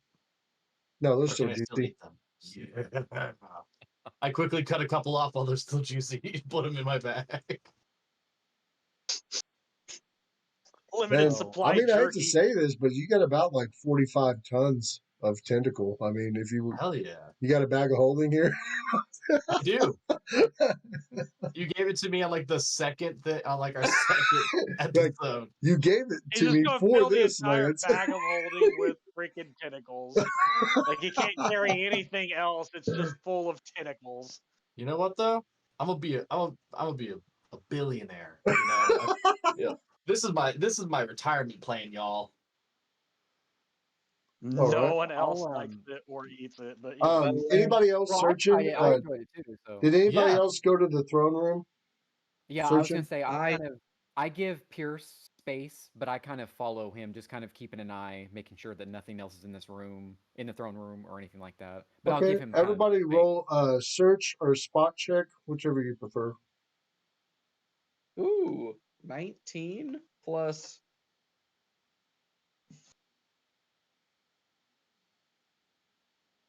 I got a 23. I got a total of 13 Okay. for spot. I also got a 13. I On also got a search. 23. Got two Look at that, 23s? 23. Okay. As y'all searching around the throne room and stuff, anybody that rolled over 20, they found a secret in the throne, Ooh. and it's a compartment that pops out that's under the seat, right? And it looks like it might be the key to the pink room because it has similar symbols Hell yeah. that it had on there. I take and I sit down on the throne. Ooh, that feels good, huh? Yeah, it does. It's earned. As you sit down on the throne, right?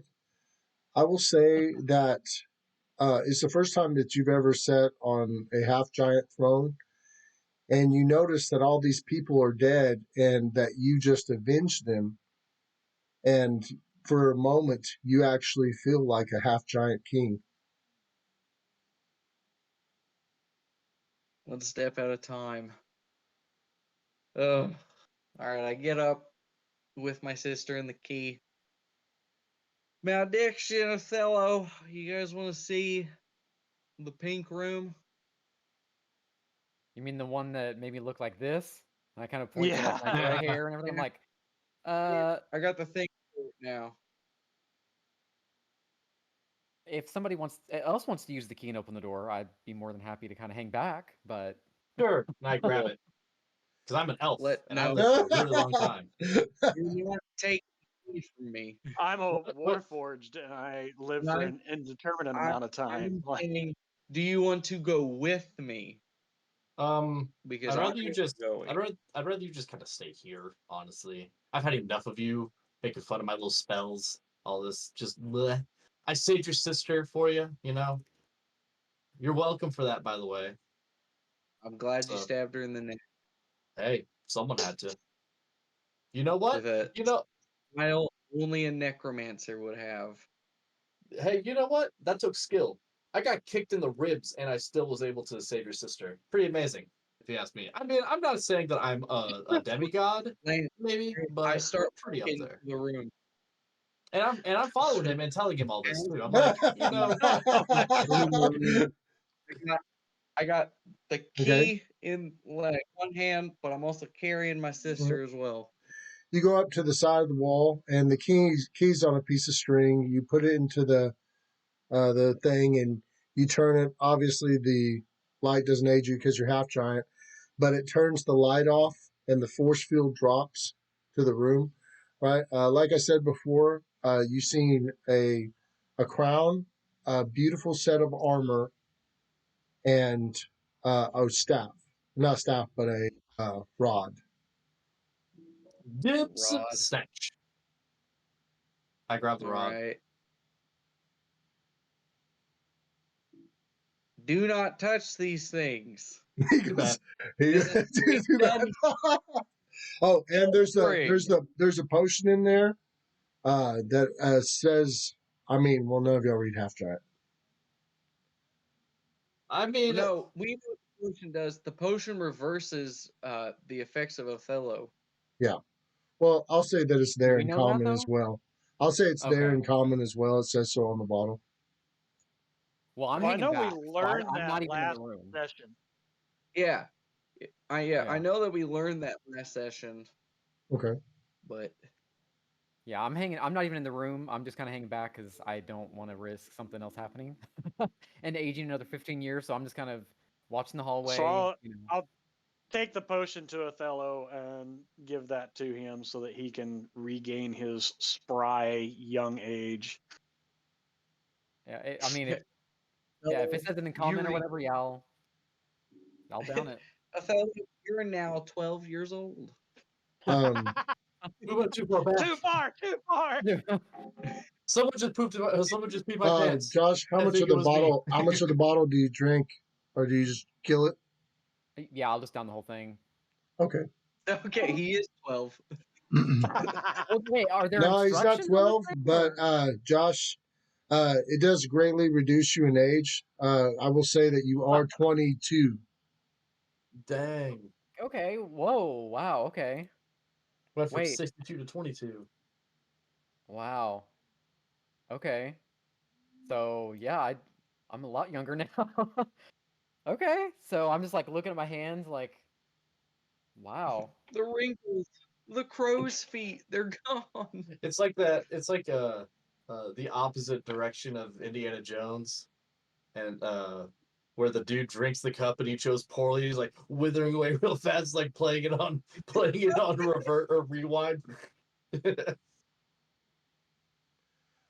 don't Right. know what the other items do, Frank? Yeah.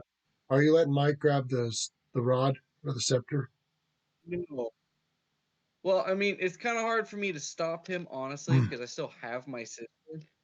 But, I mean, I'm going to try to stop him. Mike, if you do happen to grab it, I'll say you grab it as Frank's reaching, telling you not to touch it.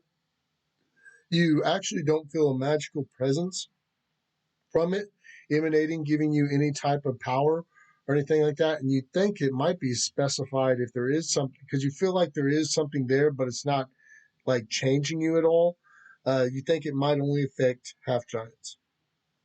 Oh, this is lame, and I break it over my knee. Oh my. Yes. Roll to break that shit. All right. Well, dude, just add strength to it it or was nice something. knowing the three of them. I guess it's just you and me now, Othello. So I mean, I got an 18. Mike, are you trying to scoots it right now? Are you a scoots? Is he legitimately trying to break it? Okay. You can tell, like, you see him, like, put it over the end of his knee and he starts pulling on it real hard. He doesn't break it, but you can tell. I kick him in the stomach. You what? I full force kick him in the stomach. Like, with the intent of Holy shit. Okay. I hit 1827. Yeah, Yeah, AC you 27. You hit. Okay, I will say that you do a D3 plus your strength. 8 damage. 8 damage. Okay. He goes to kick you. You cannot get basic power from it. I'm just rolling on the ground. I go and I mutter to myself, "This is the thanks I get for saving his sister." All right, I'll remember that. And then immediately squander it by trying to break such items. It's defective. We had It's to bring it back. If I hear this yelling, It's I hear the yelling, defective.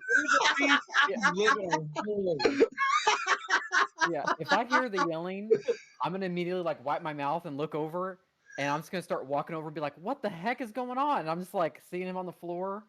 I'm just like, he got me. He got me good.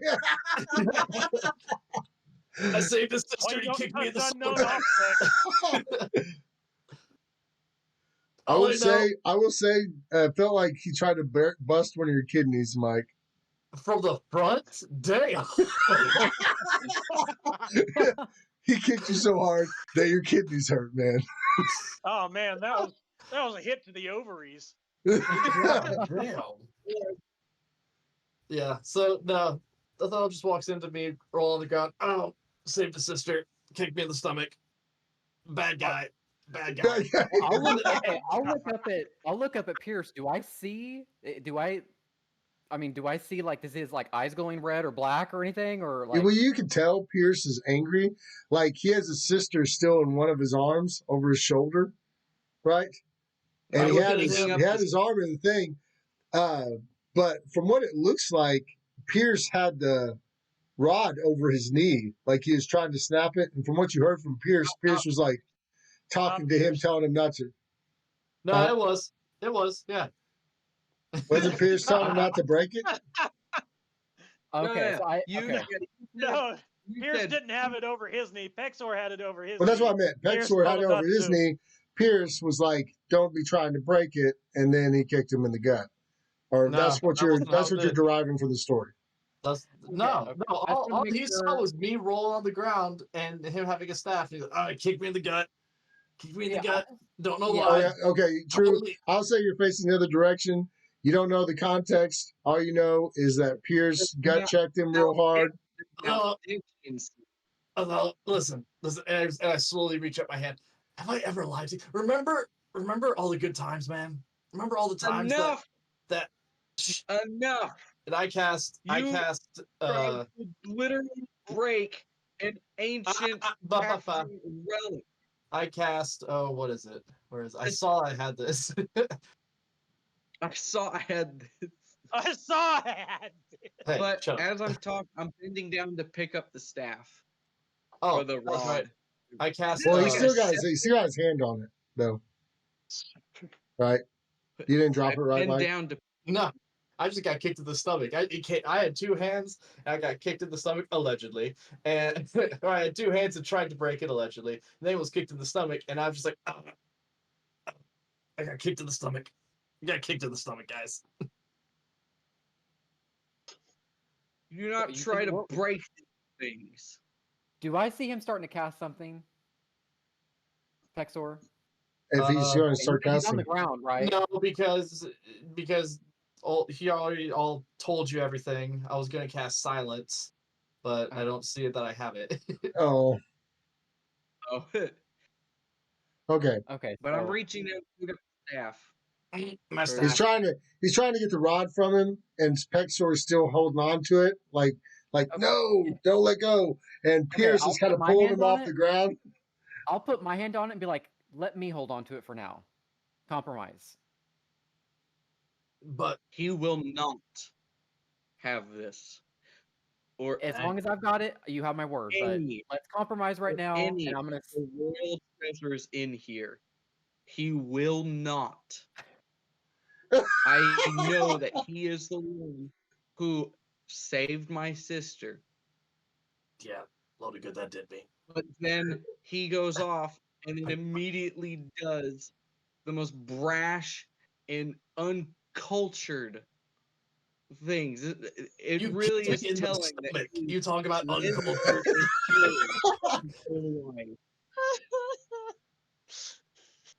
So I'm gonna start tugging. I'm like, let me hold it for now. All right. Okay. I like the cut of your jib. No. I'm just gonna hold on to it for now. I'm just gonna be like, let me just hold on to it, and we can all cool off, and we'll figure out what we're gonna do with it. So as I'm holding it, my stomach still hurts. Yeah, as I'm holding on to it, nothing's happening, right? I don't want after my aging experience. No, you feel like there's a magical presence upon it, but you don't think it's changing you whatsoever. Okay. I just want to make sure I'm not going to get mega cursed or something. I wanted to find out if he had half giant lineage. Oh, Frank, did you grab a hold of it while you're trying to pull it from him? Yeah. Yeah. Okay, It's so a staff, right? no, it's a like a scepter. But the thing but is whenever okay. you grabbed it and you tried to take it away from him, right? You felt like when you grabbed it, you felt what it sounded like singing in the distance. You thought you heard for a second, and you felt like this energy went through you, and it was almost as if something changed in your throat as you were holding the staff.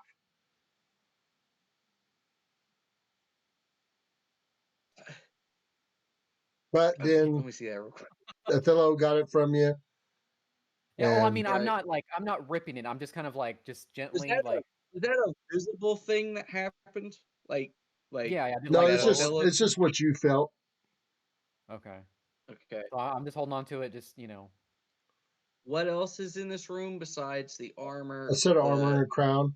The And armor and the crown. Okay. I thought there might have been like books and stuff like that, but Oh, that crown looks cool. Give me. yeah. I'll help God. him. I'll help I Pexor grabbed up. the crown. I grabbed the crown. okay. You do Is there feel that anything in there's you do feel magical presence come from the crown as well.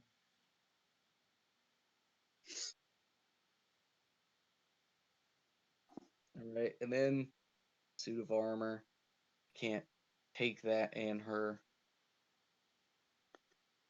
All right. Well, while you guys settle up here, I'm going to go inform the 2 survivors that we know of that we have dealt with the beasts. Did my Oh, the lady and her daughter. Mm-hmm. Oh, Yeah, they started heading down the mountain before when y'all left. Okay, they actually left. Yeah. Yeah. I gave Okay. them the deed to the half giant house Oh property. yeah. Oh, yeah. So they're going there. Okay, well then I'm just going to go find somewhere to kind of sit down and start working on my repairs. Well, I'm not wholly thinking right now. I'm just putting the crown on my head so I have a free hand to grab the suit of armor Okay. as we're going out. When you put the crown on your head, it has a magical effect, but you don't know exactly what it is. But you feel like it's doing something to you. giving you a big ego. I'm a big guy. Fucking big head. Right, and so Got I'll a grab. big. Oh. Yeah.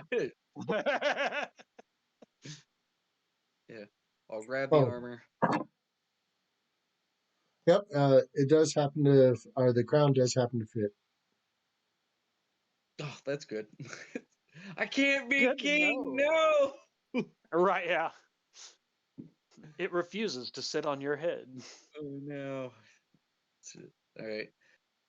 Grab the armor. Well, I say we just rest in here for the night at least. I would Okay. like that Okay. because I have used over 2/3 of my spells. So Okay. Y'all go ahead and use your rest shrine for the night, I guess.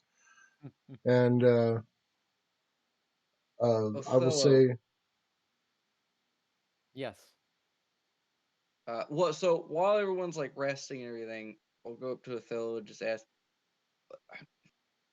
let me see the scepter real quick, if you wouldn't mind. Yeah, I'll just kind of hold it up. I'm just holding on to it. Is Pexor? Okay. What's Pexor doing? Still on the ground, man. Still on the ground. He's still. Well, Okay. okay. And And before we start resting, I'll help Pexor up and all that, and just kind of, Thanks. You're a real good. You're a real good friend. uh, And as I cough, a clump of blood What? flops out of my lungs. Ooh, that with doesn't look the healthy. crown and the scepter, though, I'm gonna as go sit you on the throne. as he takes the scepter from you, Josh, when you're looking at him, you notice that he has a slight glow comes from his mouth as he's holding the scepter. Yeah, I'll point that out and be like, I don't want to sound weird, but your mouth is glowing. I don't know how that could sound weird at all.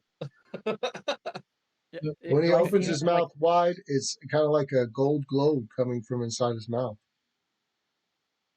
Whoa. I'm gonna blow. Does that do Nothing, anything? nothing abnormal. Blowing back 20 I feet. whistling do anything? Mm-mm. I mean, Frank can't whistle, but I hope. Frank, I'm going to say that you toured around with the magical items enough, and you grew tired, and you fell asleep holding your sister on the throne. Right? You got everything on. You're holding your sister, and you pass out on the throne. Anybody else, you can pass out wherever you like. If he's going to the throne, I'll go with him because we shouldn't be alone. Just in Yeah, case. I'll be in I the mean- room keeping watch while I work on my repairs. Did Yeah. my Sword's leaning next to me, and I have a no pexor sign. I walk up. Good thing I can't read. Did my summons ever find that heart? Okay. You look back after they all get rested and y'all's all talked about it. You go back to the area and they have the heart out, right? But you Yeah. also see a few babies that have fell out of the beast and they're still in an egg sac and they're undeveloped. Like Stem their cells, nice. their tentacles haven't Embryos. fully formed and the balls are kind of smaller, but you don't know if they'll continue to grow outside the mother or anything. Looking at them, they seem kind of lifeless, right? So Wait, Lifeless, you say? lifeless, huh? if I okay, well, I don't know if I'd know this, but I feel knowing or having oh, do I? Or I believe I have. Yeah, so I have knowledge in planes. I don't know what this really adds up to, but I would argue that I know if these things imprint when they're born. So if, like, for example, I bring one back to life, it looks at me and says, "Mama, now it's mine forever," like a baby duck. okay. Do you try to bring one back then? Yeah. Roll your It- planar knowledge for me. all right. Let me know your DC that you get. Planes 4. That is a non-natural 21. I Okay. assume it would be a natural 21, but I'm gonna say since you were so interested in the creature and you found it like pretty awesome, and we didn't have one fully picked out, I'll say that this creature will become your permanent undead companion. hell yeah. Come on, Squilly. Wiggly. I look at everybody, if I ever see you even look at him with disrespect. It's really nice. Like you have to lift it up and you pull the egg sac off of it, and you cast the magic on it, and then it like starts moving and kind of snuggles up close to you and makes this purr noise. I'm a mommy. And since it's undead, you can just take one of its tentacles off for a snack if you really need to. How dare you? He's my child. I quasi-birthed him. I'll give you that. The animals did pull out a lot of the organs of the beast to get to the heart, but the heart is there as well. It's roughly the size of a large boulder.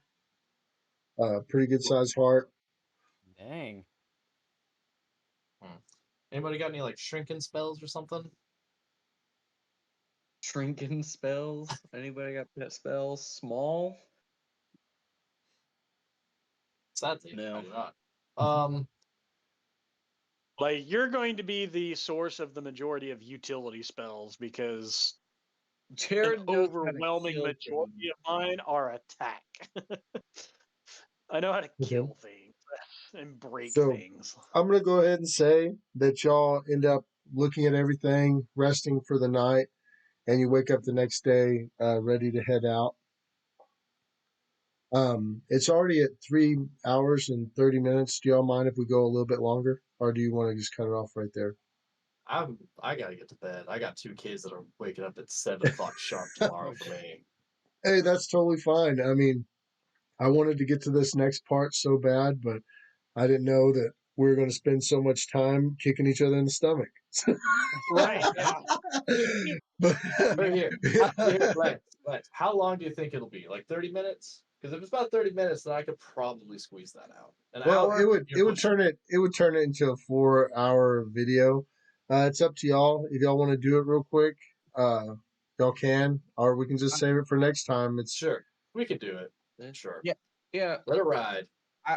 Because the only question I had is like wearing that stuff sitting on the throne. Did that change anything, or Oh no, it did didn't. I just Like you didn't get any bonus Okay. things, but you can tell all the items carry some type of magical stuff.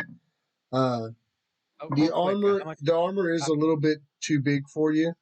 It does like it. You can fight in it, but it'll be at a -2 to its bonus, and also, but you can go to an armorer and have them resize it to fit you. Or if you have armoring skills yourself and a I forge, do have the upgrading skill. and We do. leather, you can do it also. Okay. Sweet. What's your bonus to your armor smithing? Cut 3. Yeah, I'm a 12. Yeah. Listen, I'm a fighter. I don't get skill points, okay? Right. Right. Well, I'm a wizard. I don't get skill points either. Y'all want to go back the way you came, or just leave out the front? Leaving at the front. Okay. And Y'all get manage. mauled and everything. real Y'all quick, get to how the much do we front, heal from the and rest? there's a big. Huh? How much do we heal from the rest, real quick? Oh. How much was it for rests? I think it was depends on your hit dice, right? I thought it was Yeah, it's like something, and then your level or something like that. No, it's so it's your hit dice plus con. Oh, okay. That's all I Right, needed. Jared? yeah. So like, I don't get that, but for you guys it'd be 6 plus whatever your con modifier is. Yeah. I get a 10. Okay.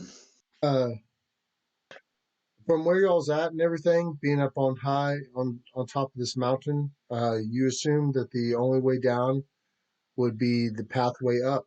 So it's up to y'all if y'all want to look any further in the city, but everything seems like ruined and destroyed. It would take a while to dig and find anything of use. Is the blizzard storm still going on, or is it kind of It's lightened up a little bit? It's snowing lightly. It's not like heavy right now. So unfortunately, I have used up my entire repair kit. So I'm going to need to find another one of those once we get to a town. There's the remains of one over there. Yeah, I might be able to scrounge through this town, but that would take a little bit. So Right. So yeah, we're going down. Is that half giant estate on the way down? No, it's at the bottom of the hill or bottom of the mountain. But we'd have to go that way anyway, right? Yeah. Okay. As you'll start heading down, Frank, you start to hear whispers, and y'all get pretty good long distance away from the town, and you swear that on the wind, you'd feel it blow hard, and you would almost feel like you'd hear your uncle say, "How dare you take her from me?" And after everything I've went through, and it's almost like you'd hear it sitting there on the wind, right? Y'all keep on seeing Frank stop, and he's looking off in the distance like he hears something. But it's like every time he stops, the storm increases and it gets more powerful, right? Y'all get really far away from the town to the point where you almost don't know exactly what direction it is from where you're at. it's turned into a full-blown blizzard, right? And you don't know how much further you have to go. All of you are starting to feel like you're freezing. Can I get some fortitude checks out of you? Do you want me to do that too? Not you, Mal. Okay. Robot. Yeah. How's Right. your heater going? Well, I could just turn on my fire shield and just be a little torch for you guys too. So I got a natural 20 for a total of 30. Okay. Damn. You're really happy. Now that you're young again, you're like, yes. Yeah, 22. I got a yeah. I got 19 total because it's fortitude. Y'all feel like you've been walking forever.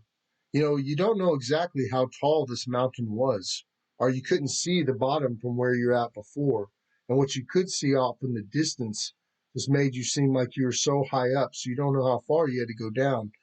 I will say that y'all keep going on. Anybody roll under a 10 there on that roll? Jared. Or Jared wasn't rolling. Anyway, Jared uses the fire shield as many times as he can to keep y'all warm, right? But then it even gets down to the points where he doesn't have it anymore. And Frank keeps hearing his uncle, like in the distance, laughing in the wind, and it just gets harder and harder, and y'all can't even see where you're going. Finally, roll a fortitude for me one more time, everybody. Ooh, natural 20. I got a 16. I'm just Got a roaring 19. in the wind, How much, ready to Mike? be gone. 19. Othello collapses in the snow as y'all's walking, right? I run over and pick him up immediately. You get over there and you go to grab him, and you're almost freezing yourself. Like you got some snot hanging off that's frozen, and it's really disgusting. And you go over there and you grab him, and you go to pick him up, and he's just totally like passed out from the cold. What do y'all do, Frank and Mal? all right, so I pop a flaming sphere just so there's a ball of fire to kind of warm up next to. Oh, okay. Well, what I was saying is that all warming extra things that you were going through, Jared, I was saying that you had used up all your warming spells by now. Y'all have traveled so Okay. far that you've already used it a few times to warm yourselves up, but now you're out of spells and they're starting to freeze to death from the constant cold. Yeah. Well, with the crown and the staff, I don't know. My mouth is glowing. I'm angry, and I'm just yelling at the wind, like, just be gone. Okay. Leave us be. Okay. At that time, the wind even increases even more, and it feels like it's just totally biting y'all's face. You're carrying your sister, Mal. I'll say that you're leading the front, right? And Pexor's carrying Othello. After a while, y'all see Pexor collapse, I'm and too strong. I got my buddy with me. Come on, buddy. Yeah, go your ahead little buddy. and go ahead and roll one more fortitude check for me, Frank. 28 total. Okay. Even though you've been insanely resilient, your blood is starting to freeze, right? Is she fine with the sack on her? You don't know. She doesn't feel Okay. warm to you. She feels very cold, so you're worried about that as well. Um, I will say that as you turn around and you go back to check on them, you almost slip in the snow, right? And you can see him getting back up now, and you can tell that Pierce is getting so slow because of his blood freezing. Is Well, there I still anywhere got that some damage we too. shelter nearby? You think that you'd have to leave them to go look. Okay. I'm going to basically create a beacon so that I can track back to where they're at. And so Okay. I put a continual light in the sky, Yeah. roughly about 60 feet above where they're all at. I tell Pierce and everything just to try and huddle with everyone as best Yeah. as possible. I will So return as I'm quickly as I can. basically putting everybody in a pile. I got my shield out facing one way of the wind, and I'm kind of just like, over all of them. Jared. Just saying constant prayer. Okay. You sit there and you pray. Pexor, you're still slightly conscious, but you just can't even move because your blood's too frozen. And when he gets over you and you start hearing him pray, you actually see Pexor chuckle a little bit, even though he's freezing to death, you know. And Mal, you start heading off in the distance. Uh, as you continue on, Mal, you feel like that you walked for about an hour, right? And you you see a light in the distance, right? And the snow is starting to lighten, the snowfall, and in the distance, hold on 1 second. Get to this point.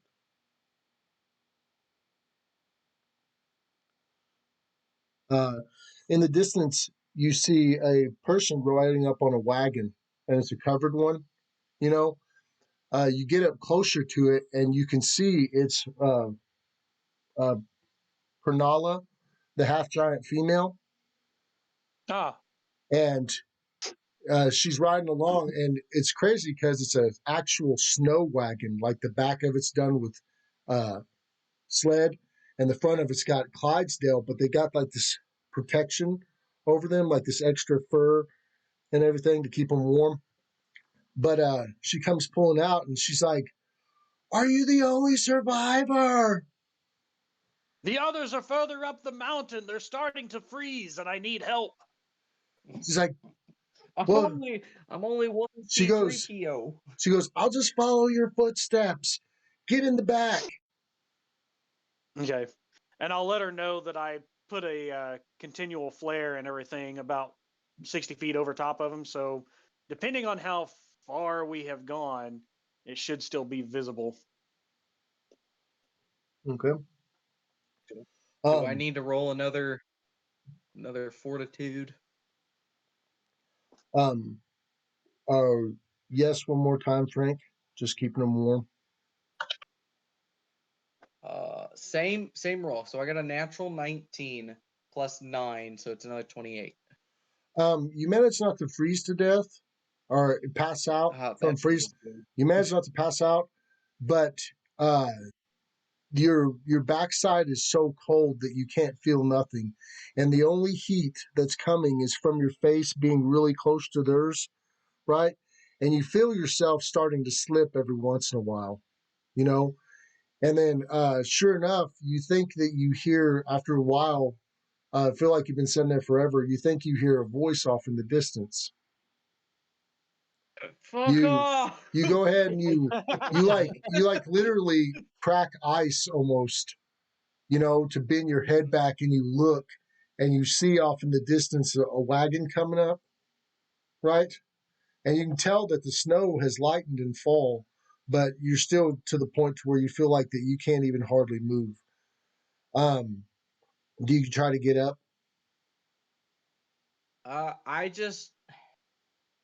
I get up a little bit, but I'm just trying to give off a big roar and everything. If that can help pinpoint where I'm at, give me some invigoration. Yeah. Start trying to yell for help. Whenever you yell, you notice that nothing's coming out of your voice. You're so frozen. So it's like, it feels like you're putting everything into it, but only a ah is coming out. I will say that when you got in the back of the wagon, Jared, the girl Vina was back there, and there's a ton of furs. There's also some rations and some water back there. Okay. And eat it she all. says, she goes, oh, the robot man, whenever you get it, or not the robot man, oh, the machine man. And she's like, you're so interesting. And she just sits there and talks to you. And she tells you that her and her mom found the house that's down at the bottom of the mountain. And she's so ready to start her life over. And she hopes your friends are still okay. I hope they are too. Josh, I'm going to say, as you were sitting there laying beneath them, being the coldest and the first to pass out and the one to almost freeze, you have a dream as you're sitting there, and your mom and your father are sitting in a bench at an elven city, right? It's very beautiful all around. And your mom looks at you and she's like, oh, you're still alive. And she's like, I've been trying so much to reach you through magic. She goes, it's almost like something was preventing me from trying to talk to you. I'm so glad you're okay, son. And she goes, it's going to be okay. You can just pull through. And she goes, believe you can do this. All you have to do is make it to me. And let me get the name. And this was mom talking? Yeah. She goes, we wait for you in Trunaland, the Elven city, right? I will say that you've heard Pexor speak about that in passing, right? When he mentioned his sister, he said that they were from the Elven city of Trunaland. And she says, please come here come here as soon as possible. And I hope you still have the key. We can still save everyone.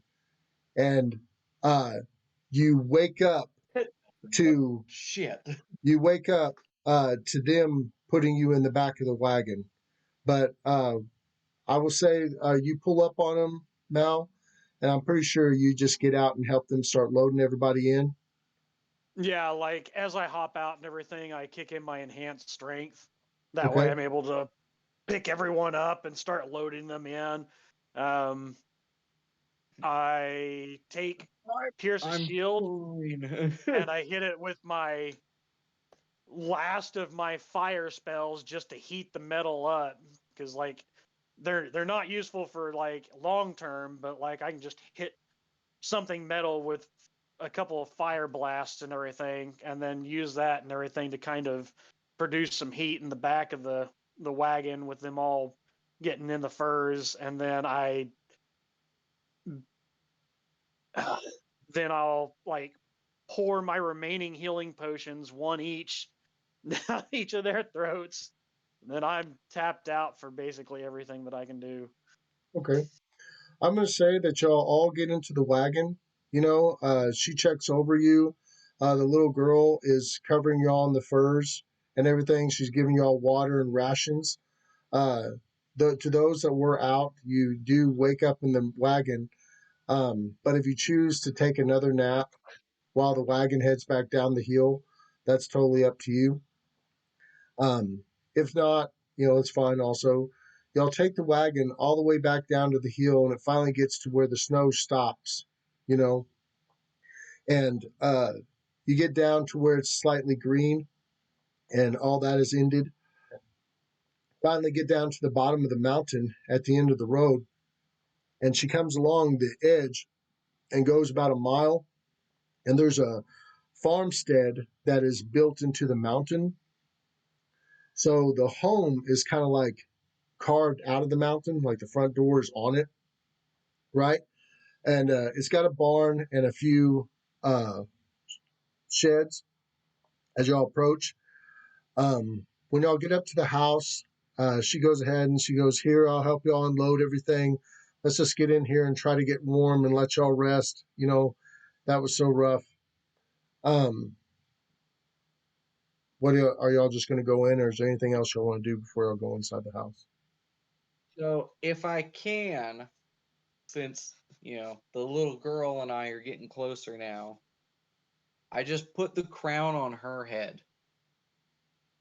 Oh, okay. Well, it's way too big for her. Yeah, I know.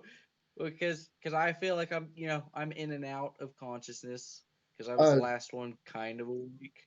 She says to her mom after you put it on her head, she goes, look, Mom, I'm a princess. and she starts like doing this modeling type thing and kissing in the air and acting like she's fancy stuff. And her mom says, she's like, you should never have that many gold pieces on your head. Take it off right now. And the daughter makes a sad face. Like I said, they get down there. You see that there's some animals left on the farm. You don't know that if the people that was here before just happened to leave, but you don't see anybody here now. Y'all do go inside, and you start looking around as you enter. She's already got a fire started, and it definitely feels a lot warmer as you go in. Everybody that has a pulse and everything, they just instantly go over to the fire. Or you feel drawn to it. It's up to you if you want to go, but you know that it's going to make you feel better. As you come walking in and everyone starts going their directions, Malediction sees over in the corner, he sees a birthing station that recently a woman possibly gave birth at. And he goes over there, and Mal, you look at it, and for some reason, something resonates with you, and you pick up one of the birthing cloths, and you're looking at it, and you have a vision, right?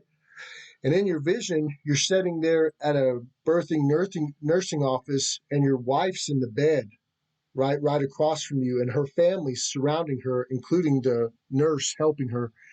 And you can see that she's sweaty and she's about to give birth. You go ahead and you get up out of the chair and you walk up forward, and they all start greeting you. They're like, "Oh, Malediction," or they call you by your human name. They call you by your human name, sorry. And but you hear some of them say your human name, and you hear some of them say Malediction as well. So it's kind of like a cross between both. And they come up, they're like, "Oh, congratulations, we're so happy for you." And the nurse is like, "The baby's starting to come." It's like, "Back up, everybody." And she goes ahead and she gets ready to give the child. And you're looking at your wife and you're so concerned with her. And, you reach out with your hand and you see your human hand, and you grab her hand and you're sitting there and you're holding it. And she's like, "Oh, we're going to be a family," and you feel like this need to console her and tell her everything's going to be okay. And then she starts birthing the child. Well, when the child comes out, you hear this weird, like bestial type, and you go and you look at the child, and you go ahead and you pull it up to yourself and you get a good look at it after the nurse hands it to you, and it's a baby mud cat. And you wake up out of your thing and you're like, "What the hell was that?" Right? All right. I'm just warm by the fire. What happened? Right, yeah. With that, I'm going to find somewhere a little more secluded, and I'm going to pull out Father's violin, and I'm just going to start playing some songs and work through what I just saw. Yeah. As you start playing a song, I will say that Pranala starts singing in the same key as your song, but she just starts making up a song about y'all's journey. Some of it's in common and some of it's in giant, but she just starts singing a song about all y'all being heroes and saving them from the certain death and the tentacle beast and everything, and talking about Pierce showing up dressed as a king, destined to save everyone, that's suffered from this. But y'all go ahead and you start. Right in the fucking eyes. Y'all go ahead and you start getting your rest. Pexor, Pierce, is there anything you want to do real quick? Josh, I would say that you're the most tired because you froze the most to death. So you're sitting in front of the fire. Is there anything else y'all want to do? I make sure Pexor and Othello are the closest ones to the fire. Okay. Pexor, is there anything you want to do, brother? No, not really. You sure? No, you don't want to snap the scepter again? Okay. But freaking Pexor goes ahead and the fire needs soaking. Frank, you can kind of tell like you feel like Pexor, like there's almost like he always got this playfulness with you, and Pexor seems very serious. And you don't know if he wasn't comfortable with you kicking him in the gut, or if him just freezing to death afterwards. And he might feel underappreciated because he did try to help save your sister. But I mean, as far as you can tell there's something wrong with him. So if you want to say something, it's your choice, or just leave it the way it is. That's I'm up gonna to you. find a blanket or another fur or something.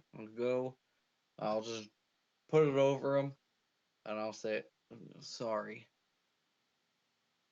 and then I'll just go back to my sister and basically just rest, but not like full on sleep if I can help it, because I'm not. You go ahead and pass out as well. Othello, one more time, right before the end of the game, you drift off back asleep in front of the fire, right? Um, you fall asleep hearing the crackling of the fire, right? And you wake up in your dream, and you remember when you were laying on the ground and your hut was burning? Mm-hmm. Oh You yeah. wake up in that moment again, exactly. You're on the ground. You look up. You see the freaking hut burning, and you're sitting there for a second, and you remember the direction that your mom ran, and you hear her scream for you from that distance. I take off. Yeah, I stand up and take off in that direction. You instantly go to stand up, and the first step you run towards your mother, you fall through the ground as if it just instantly collapsed. And you go down into this cavern. It felt like you were falling forever, but then you land on this big thing of just dirt, limbs, and leaves, right?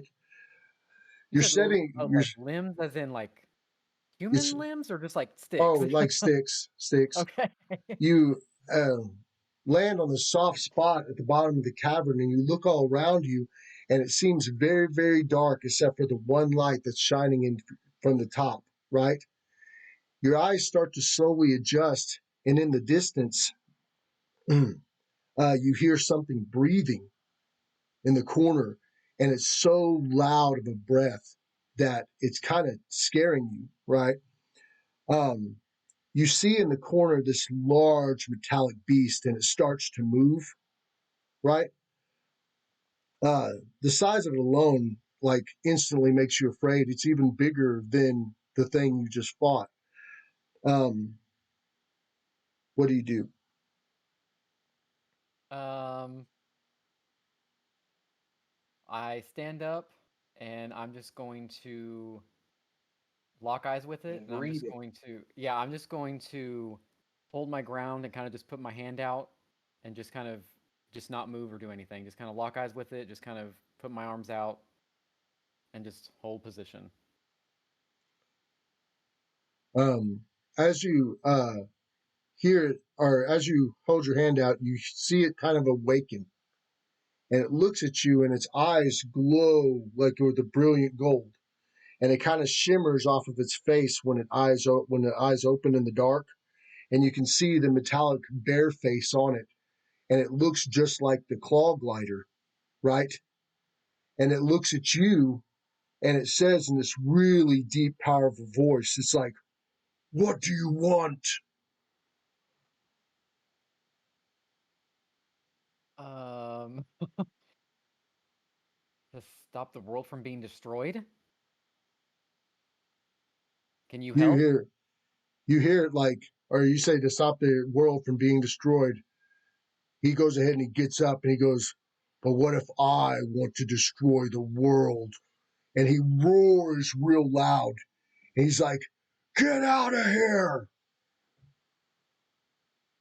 Um, Leave now!" I'm going to hold my ground and I'm going to say that there's something bigger than even you that's coming to destroy the world. So if you want a world to destroy, you're going to have to help us destroy that thing first. He sits there and he shakes, and you hear all of his metal fur like shimmer as he shakes, and he's like, if you won't leave, I'll make you. And he starts running towards you, right? Each hit on the earth is like ba-boom, ba-boom, ba-boom. He charges so fast, and right towards the end, he's like, I don't know how you dream bonded with me, but now you die.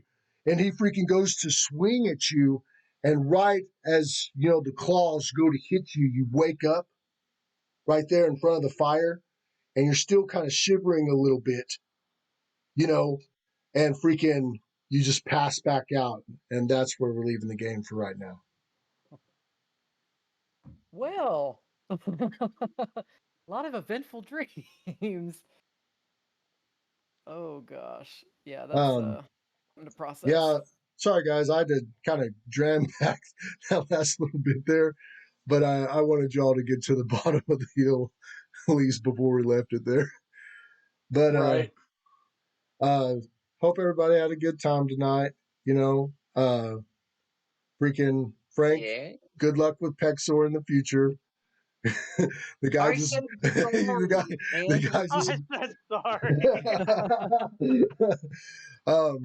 yeah, Well, I I'll be mean, there for any but mediation that's the thing, I expect that out of Pierce because Pierce has a little bit of he's just his patience is worn thin, and after what he just went through, and he kind of snapped real and quick, I'm but he had no reason to do that to Pexor. Like Pexor would even really snap that thing, and Pexor, I feel like that he probably thinks that Pierce is taking him too serious, and then Pierce is like thinking to Pexor like, I really wish you'd stop screwing around. So I do love the dynamic, I will say though, Frank, it is what it is. If Pexor ends up getting crazy on you, I mean, I want y'all to play your characters. I want y'all to play your characters, hands down. And I love the way it's turned out. But I hope y'all had a good time. That boss fight definitely stretched on a little bit further than I did. I was waiting for that moment for a long time, so I hope it was a good one. But also, I hope we get the game next week. I know that's kind of impossible Right, yeah. since we're all older people.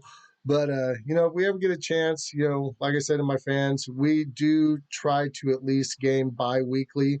But if we don't game, it's because we're all adults. We have responsibilities. But we'll be here when we can be, and we still got a few episodes left of this game. So if you are interested in, hanging out and sticking around and see where everything goes, we'll be grateful. But I hope all of you have a great night or evening or whatever time you're watching this. And like I said, hope my players had a good time. I had a great time, and can't wait for the next episode.